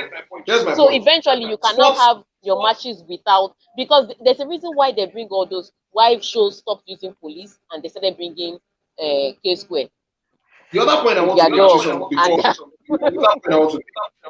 make, sorry to butt in Tega, is that we're talking about 500 million, 700 million, and we are discussing this from a business point of view. Even from a social point of view, and I'll use a club as an example. Rivers United is probably one of the clubs that spend the higher end, of that 700 billion or 700 million that Colin is talking about, per annum. But the reality of the matter is that they literally cannot get 500 fans. The fact of the matter is that the average guy on the streets of Port Harcourt does not give a damn about Rivers United. They don't know when they play. They don't give a damn about who coaches them. They don't give a damn about who plays for them. And you are literally incinerating 700 million. I'm even saying that the governors of the state themselves, if you are in a state where there's literally no passion for football at this level, you don't even need to spend that much money on a professional club. You can divert that money into development, so to speak. So much so that you can't spend 700 million naira, 800 million. You are creating absolutely no social value. People don't want to watch. People don't want to pay to watch. People are not interested. So you have a group of 25 players, and this is my math: 25 players, 10 officials, 5 administrators, 700 million naira. It doesn't make any sense. Okay. Yeah, Bella, can I say something? Because you say he doesn't. Please. The governor doesn't even need to move it from a professional. Can move it from a professional club to development. Why? Why can't that 700 million naira be invested in a professional club? Therein lies the problem. Now, if we get, I'm not a business major or a businessman per se. Can you hear me? Can you hear me? You people are going to cut a lot of budget with this show. You people are going to make some budget disappear. I'm not a businessman, but I can. But from my layman's perspective, right? I understand that when it comes to business, it is all about investments and returns, right? So let's say for an MPFL club, for example, the investment will be the players, the facility, customer service. How many of them have customer service, marketing, etc.? Then if you come to your returns, from your returns, it is simple. Nuts and bolts that I was talking about. What did you say? I said those were the nuts and bolts. Say that again, Colin. So those are the nuts and bolts I was talking about. Why can't that 700 million go into this? It's simple. It's simple. You build that. That's the structure. It's very simple. And if you talk about your returns, you have your investment, your returns. Where do you expect your returns? From merchandising, from ticket sales, from maybe from sponsorships and whatever. So when you have those structures, that 700 million can work, can start that building, brick by brick building that we're talking about. So if you have all those in place, why must you say don't put it in a professional club? You can't put it in that professional club. The 700 million will not build it, like I said, in 4 seasons. No, but we know how it works in Nigeria. This season, the governor brings out 700 million, like Colin says, or let's even come down 400 million. Next season, they budget another 400 million. So the last 400 million, what were the returns? What did he make? How many tickets did you sell? How much merchandise did you sell? How many people eyeballs? How much did were you paid for broadcast rights? Nothing. You are going too far already. That's the problem. See, let me see. Because everybody's the people you're talking about don't think like that. Shola, that's the point I'm trying to make. You have to get the right people there because 700 million can build a club. But you are mixing up two things. You are mixing up a government institution with a private entity. Which one are you going to do? Which one do you want to do? I wanted to say that I see her issue actually as a governmental issue because at the end of the day, if you're going to build a stadium, who is meant to build the stadium? And I think that's where the government needs to step in. The government does need to take those funds, right? Because I see the property as state-owned property. And the government says, this is state-owned property. I'm going to build the same way I built National Stadium, the same way I built this, the same way I built that. I'm also going to build. So that 700 million must go there. But what I was going to directly, I noticed nobody's really talking about it. I don't know if it's because Shola is on here or not. But I was going to ask, there's a very, very strong role that corruption. I can go, really. I can go. But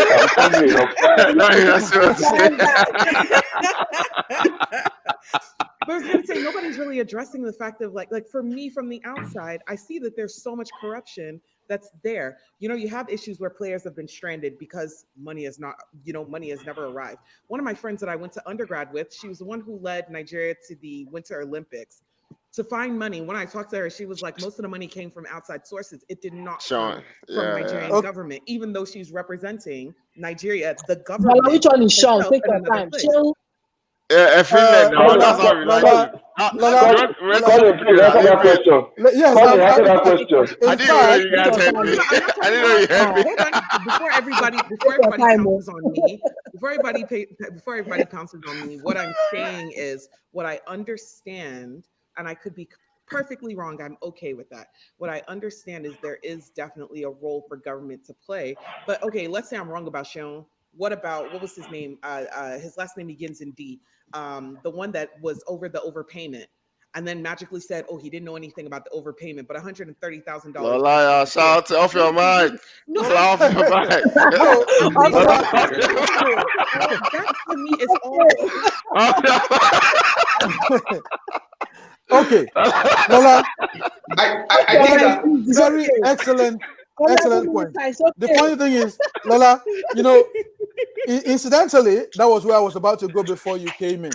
Oh, okay. Now, Okay. And what I was about to say was that when we say 700 million is being put in the clubs, it doesn't mean that 700 million actually gets to the clubs. Now, So a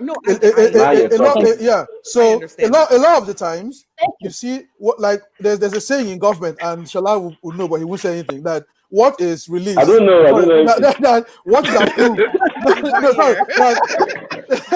That what is approved is different from what is released. Okay. That's not true. Anyway, let me get to, and I'll give you an example. And I'm sure that there are people here who maybe not now, but later who will listen and they will relate to what I'm saying. There was a club manager back maybe a few years ago, right?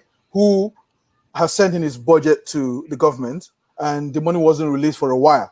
And then he ended up running the club on his own for a while, paying the player and so on. And then on the day the money was released, he got a call from Government House. Your money is ready. You come and take it. Chisom, one of our colleagues at Supersport will tell you this story. I will tell you who it is later when we're done with this show. I don't want to point to any direction, but I like. Anyway, so now on that morning, they called him and said, "Oga, your money is ready. Come and collect it."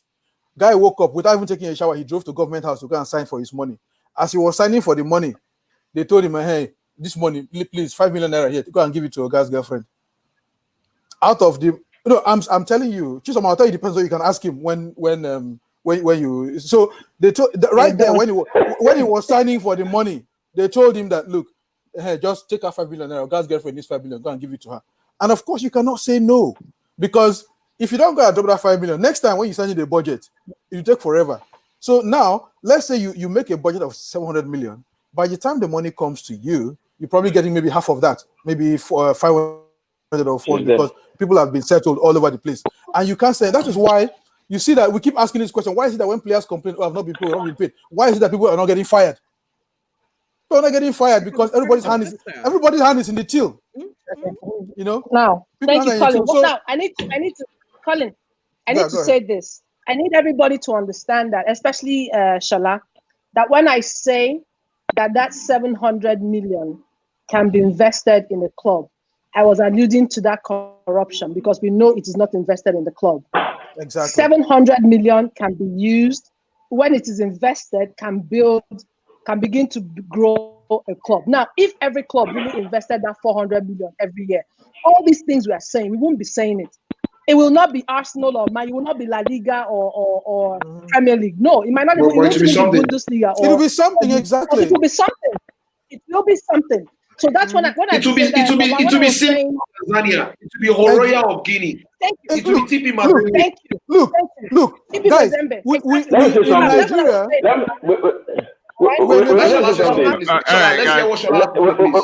Let me say something. First of all, I don't have that experience. Why? Because Lagos doesn't run a professional football club, and I've been asked whether we should, and I said no, because I'm just like you. I've been on that side, and I'm still on that side. I don't see any reason why a government should be running a football club. That's exactly my own opinion. Exactly. Now, I agree. So when I was asked, I've been asked a couple of times. I said no, we will not run a football club. So I really never experienced that process of the budget for a football club and all that. When we run a football club,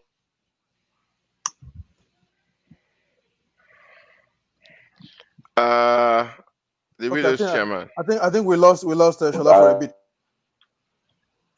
Anyway, but while we're getting Shola back, while we're getting Shola back, we ran CD Football Club, and it was privately run, and in administration and. Looks like Shola might need to log off and log back in. But anyway, the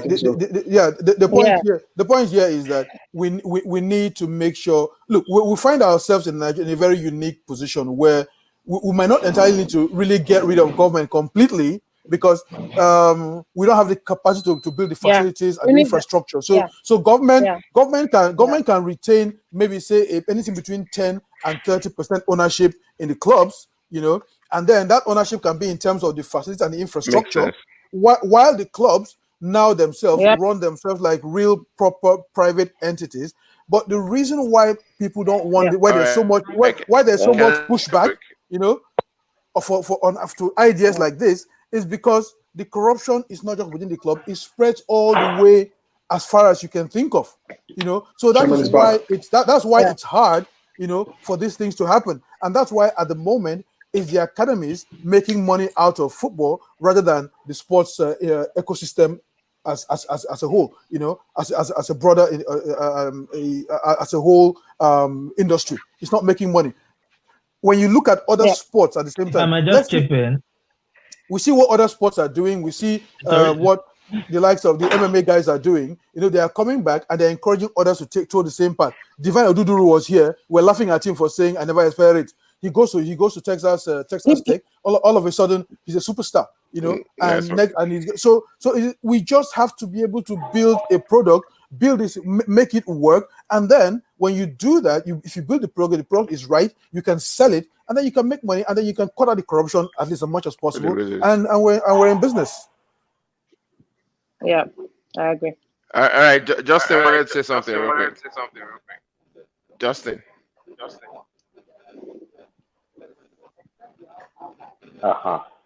Can you hear me? Hello. Yeah, go ahead. So, because I wanted to start wrapping up. Just say something real quick. I was just going to. It was a chiming on what Colin said. I was just going to say, well, this corruption thing, it's an international sport too. Before we be here owning the thing with our chest. They are trying people. They are trying people all over the world for football. Give me your Justin, mic. Justin, Give me your mic. Justin, Give me your it's mic. Give true. me your mic. We are agreeing. We agree. That's But all I you see, wanted to say. No, just give with me. There's no difference. even with all that corruption, I mean, we can look when you look at the way sports. Let me say with football. When you look at the way football is structured, there's so many opportunities for corruption. There's so much loopholes for corruption. Sure. But that is why you see that it's so highly regulated from the top, because even there, those who are regulating it have loopholes where they can, be corrupt. But because you have to be seen to be transparent, that is why they make all those rules. But in our own case, rules, so no rules, so people are chopping like rats. That is the problem, and that is why they are so resistant to ideas that will bring change, structure, and transparency to the system. Okay.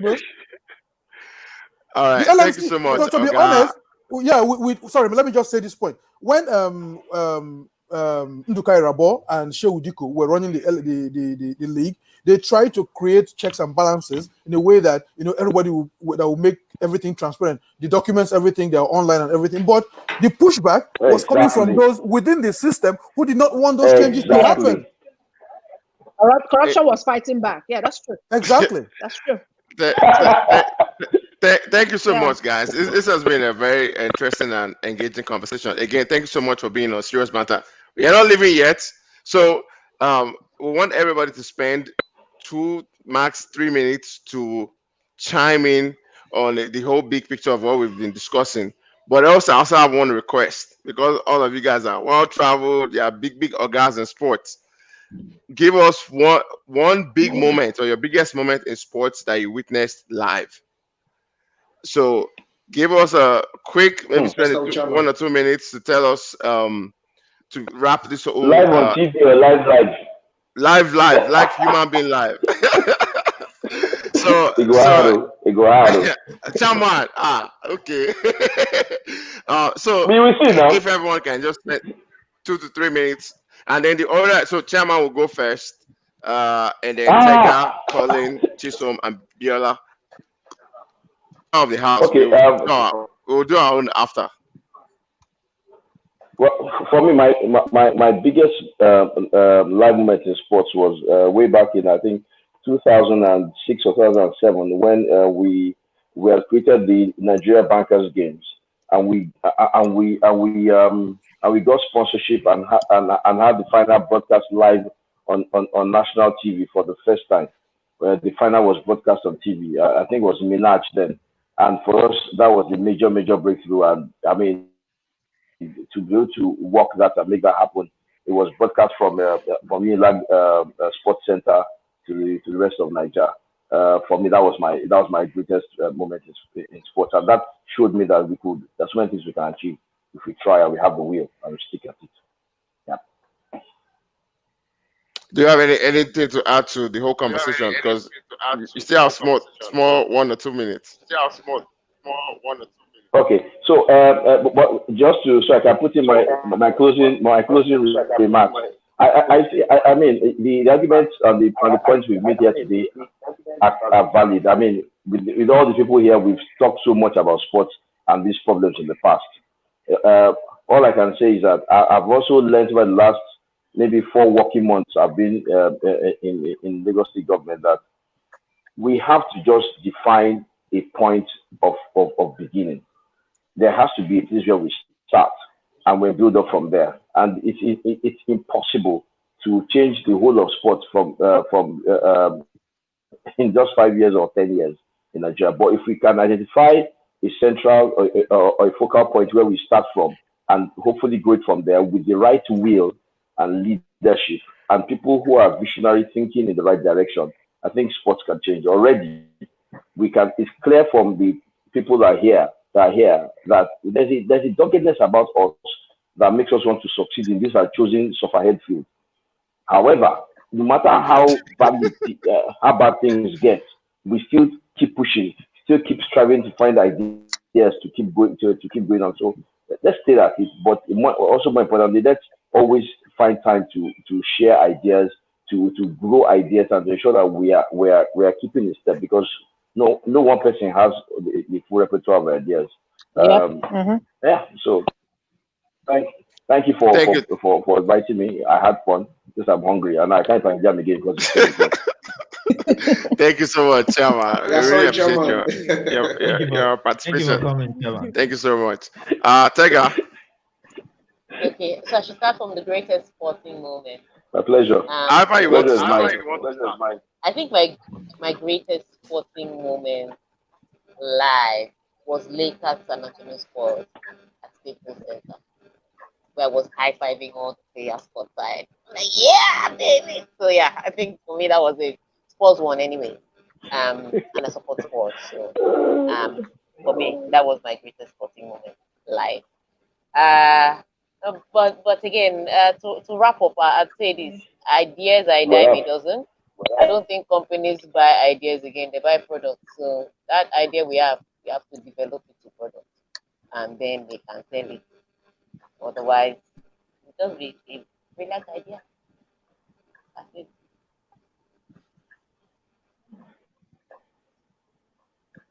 All right. Who's Well next? said.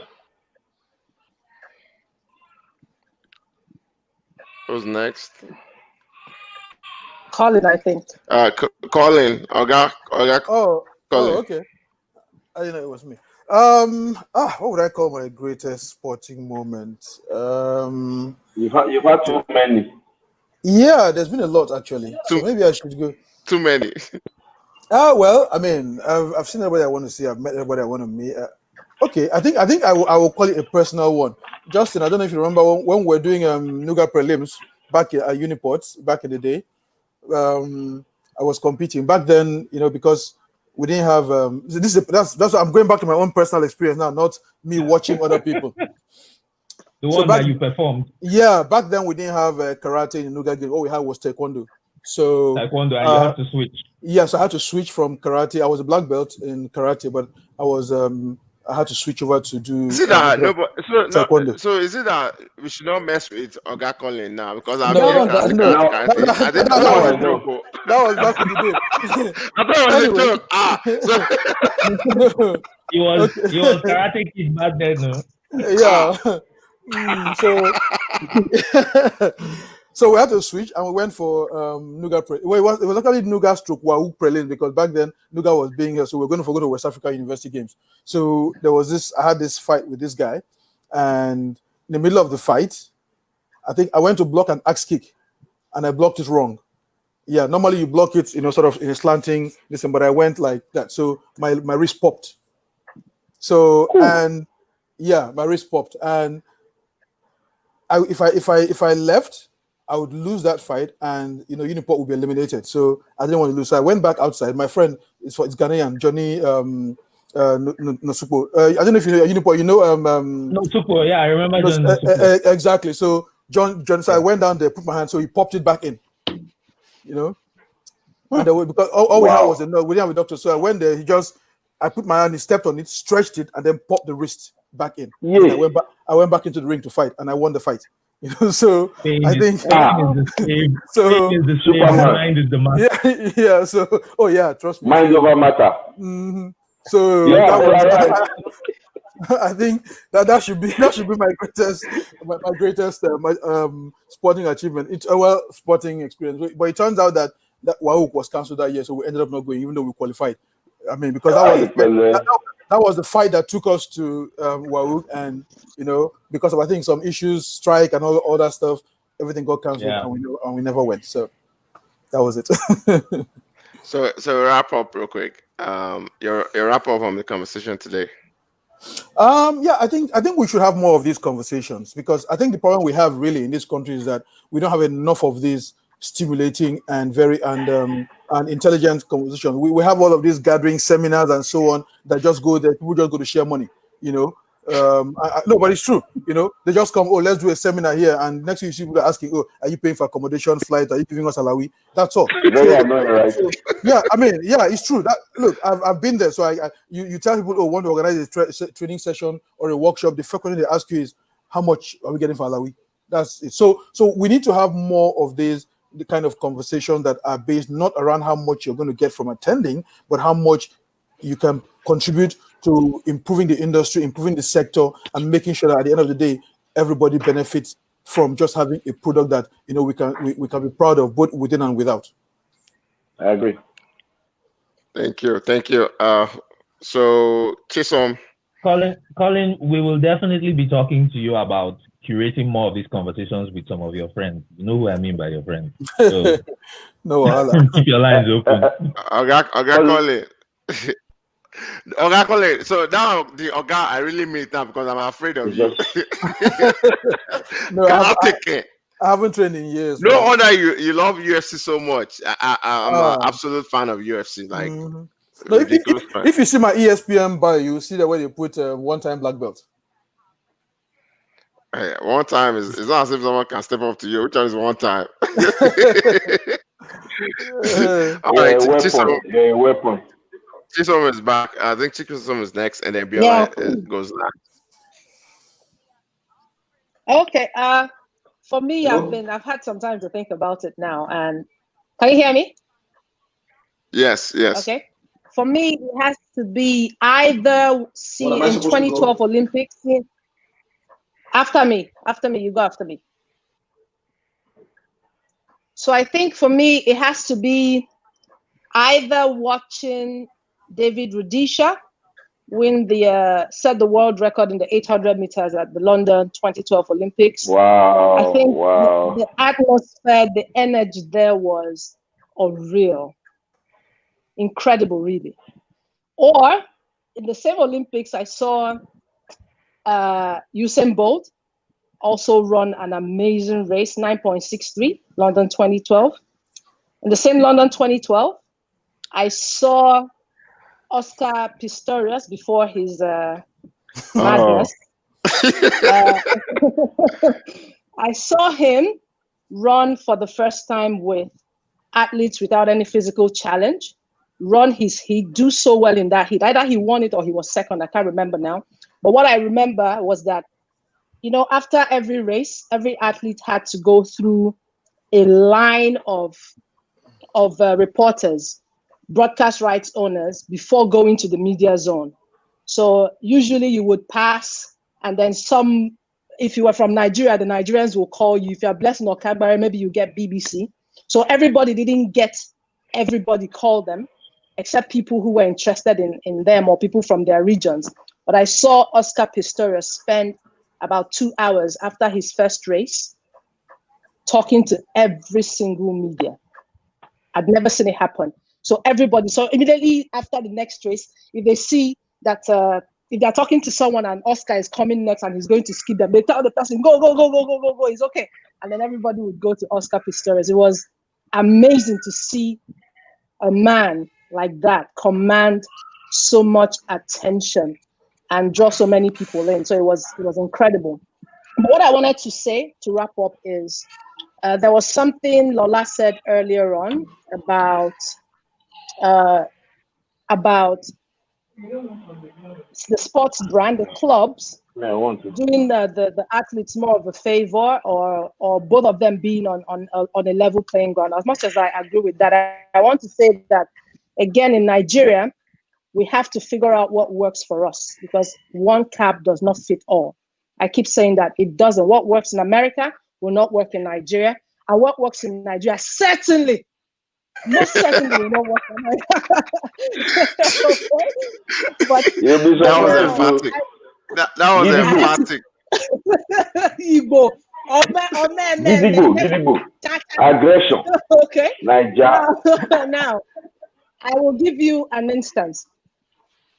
I've been to World Cups. I've watched the matches at the World Cup. As a fan, as a reporter, I've been to the Olympics. I've been to Africa Cup of Nations, NBA games, NFL games, MLB games. I've been to all of it. NHL. But the greatest NHL games. I have ever is NHL. Yes, that is the greatest spectacle, sporting spectacle, even more spectacular than the Olympics that lasted for 3 weeks. That one event I have never forgotten, and it was the LA Kings at the Staples Center. Now, I have seen NHL is not that popular when you talk about the hierarchy of sports in America. You have to see NFL first before you see basketball. Before even soccer comes ahead of the NFL of the hockey league. Now I had watched a few of them on TV. Okay, just a few, not very exciting. And then I was interning with Fox Sports, and they took me to this event.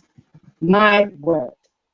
And the lady that took me said to me, I will take you to something that is supposedly a boring sport, but it will be like nothing you have ever seen in your life. Mind you, it was the same Staples Center where I saw LA Lakers versus LA Clippers. I saw the halftime entertainment and everything. But again, I had never seen what I saw. Now, I've told everybody, on that night, I became a hockey fan. On that night. That same night, I became an LA Lakers fan, LA Kings fan. That same night. Now ESPN is back on. They don't have to. Just in case you know, none of those players have. They don't have to. Yeah, I went into the locker rooms. They told me that they don't fix their teeth until after they retire because they know they are going to have some more knockouts. So why would they bother? But what I'm trying to tell you is that it wasn't just a sporting event. It was a show. It was a show. And Colin, any day I'm in America, you and I, and I went to watch Anaheim Ducks, mind you. It wasn't the same thing. I'm talking about what the LA Kings did on the night. So Colin, I know I'm going to take you. Lala, if I'm ever in America and you are there, we are going to go. I will buy the tickets for you. That is how much I want to show you. And anybody who knows it's going right now. They've already started their season. I said I was going to go this year. So please, yes, if you haven't seen the LA Kings, go and watch them. What I'm trying to say is that there is sports business and there is sports entertainment, and both of them are not mutually exclusive. They are not. Thank you so much. Thank you so much for that, Biola. As for our guest host, thank you so much. So the floor is yours, but we are out of time, so let's not take too long. But my chairman, any day, anytime. Thank you so much for helping us create this. This was very good. This is the content I didn't know, even as much as I pushed for it, I didn't know it will be this good. So I mean, it's a pleasure. It's a pleasure, and I'm happy to have done it with all of the guys here. I couldn't have done it all. It couldn't be better with anyone else. But my greatest sporting moment for me. Probably, we already know. No. Probably was watching the 2014 World Cup final live. As a young boy growing up, loving football, talking football, playing football, to even watch football in Brazil was sort of like a dream. So for the World Cup to be in Brazil, it was Argentina versus Germany. Also, and everyone knows Germany won 1-0. And just being there watching the World Cup final was a surreal moment. It was really, really great. Rihanna came to perform, after the final. I mean, it was just a really, really great moment to see all of that. And then after the game, I remember going to Copacabana Beach, hoping that we could have, some drinks and have some fun. And the place was awash with crying Argentina. I mean, I saw grown men weeping like someone died, and they wept all night. Like we're drinking and having fun, and you just see one guy who just come to the bar, take a drink, and just start crying like someone died. You should have seen the Brazilians. You should have seen the Brazilians when they lost 7-1 to Germany. Yeah, I mean, I saw that. I can't call that my greatest moment, but I mean, it was like. First of all, it was two things. First, when Neymar got injured, remember that night when Neymar got injured on Copacabana? People were crying like someone died, and then Germany tore them to pieces, and then they had to support Germany. The whole country was in mourning. Absolutely. And then they had to support Germany. Now, they hated Germany for disgracing them so much. But they hate Argentina more. If Argentina won the World Cup on Maracana soil, it's banter forever.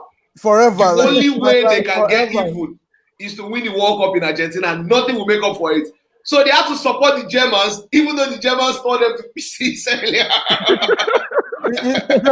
It's just like if I was to point to my non-personal moment, it would be when Asamoah Gyan missed that penalty against Uruguay. I still have not gotten over that. And USA 94. USA 94. I've still not gotten those two. As soon as he missed it, I went yes, and my friends were looking at me like, "Thank you, Jerry Colin." I was so happy. It pained me. It really pained me. Biola, so watching wrap Argentina. up, Better them than us. They want to go there before us. They're not serious. Can you For me, imagine? for me to wrap up, here's the thing for me. We're all paying a huge price for what is going on in the sporting industry. The opportunity cost is phenomenal. It's really, really huge. I'm talking from the media to sports business people, to the players themselves. The way the sports industry in Nigeria is structured, apart from the one that's been stole, the opportunity, lost dreams from the players, and it's way, way, way too much. And we've just got to work to make sure that this works, so that everyone, so to speak, can have the best opportunity possible for professional fulfillment. Obviously, to build stronger businesses, to make more money, and for young people all across Nigeria to have the best opportunities to go on and be all that they can. So these conversations are very important, but more important is us taking the steps necessary to make sure that we address the imbalance and the lack of structure that we have, to start to see some elements of change, some elements of progress that will mean that the opportunity cost will start to reduce, and then everyone can start to reap the benefits. Yep. Well said. Well said. Thank you so much again. Thank you very much again for everyone that joined. We really appreciate it. You guys can stay or go, but we're going to wrap up now. Justin, I know is very tired. Lola, so Justin and Lola, I know you guys have sports moments that you guys wanted to give. I'll just give you guys mine. I think mine was last year's playoffs, Golden State versus Rockets in Houston. That was a chilling moment to witness it live. And then things I didn't witness live, but it's still paining me. USA 94 losing to Italy. I've still not gotten over it now. How old am I now? And it's still paining me. But thank you guys so much. I yield the floor to Justin and Lola. But thank you so much. It's a pleasure having you guys on the show. Thank you so much.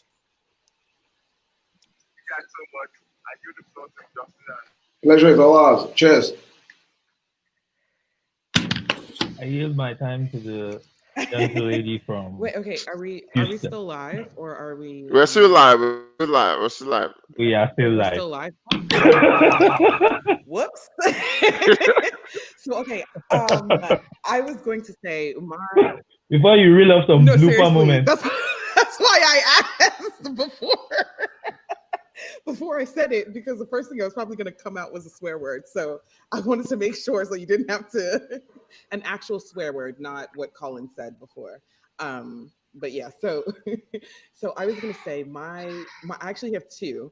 I'll say the earlier one and then the latter one. So the earlier one was 1996 Olympics. And that was the first time that I'd seen really a Black girl doing gymnastics, and I grew up doing like ballet and that kind of thing. So the whole moment of like Carrie Shrug and her ankle and them still winning was like, oh my God, this vault that was so complex. Like she stuck it and then she fell, but they won because she got a 10. It was amazing. It was so great. But I was a kid when that happened, but I remember it being just so electrifying. The second moment, so American football that's my favorite thing in the whole world. I'm a lifelong Patriots fan. So bruh, how convenient. Which you should already know which game I'm about to talk about. Super Bowl 2017. Lola, wrap up. Lola, we are tired. Wrap up. My quarterback. Because when Jesus says yes, nobody can say no. Okay? My quarterback showed why he is my quarterback, and he put the team on his back and beat Atlanta in the third and fourth quarter. Because, like I said, when Jesus says yes, nobody can say no. Wrap us up. Okay, I'm done. All right, Justin, do you have anything to add? Oh well, first of all, let me just say before people start hopping up, I think Shola is gone. He was talking about getting something to eat. Thank you, everybody. I know we said it in the comments, but thank you for honor and John. Thank you for joining us. And actually, you guys drove the conversation. Ours was just to write the platform to curate this kind of conversations. And please, we might just be calling on you again because the conversation doesn't stop at serious banter. So thank you everyone for coming on, and great to reconnect with Colin. My greatest moment was killing two birds with one stone when I went to Russia. I always wanted to go to the Kremlin. So I got to go to the Kremlin. I got to see the St. Paul's. Cathedral, went to St. Petersburg, saw the sights, games. Messi deflated our balloon on that day. Hey, it's still the highlight. I still love the fact that I was there to experience the World Cup, and it was in Russia, so he couldn't steal that part of it away. So that would be my highlight. And I had planned that I was going to go to Japan for thing struck. So you know, is what it is. All right. So thanks everyone. We'll end the broadcast now. Really appreciate this. This was fun. It's a lot more fun than It I was really, thought. really fun. Yep. This was Yep. it's Catch you sports. guys on the was. rebound. That's great. Thank It you. was. Thank you so much.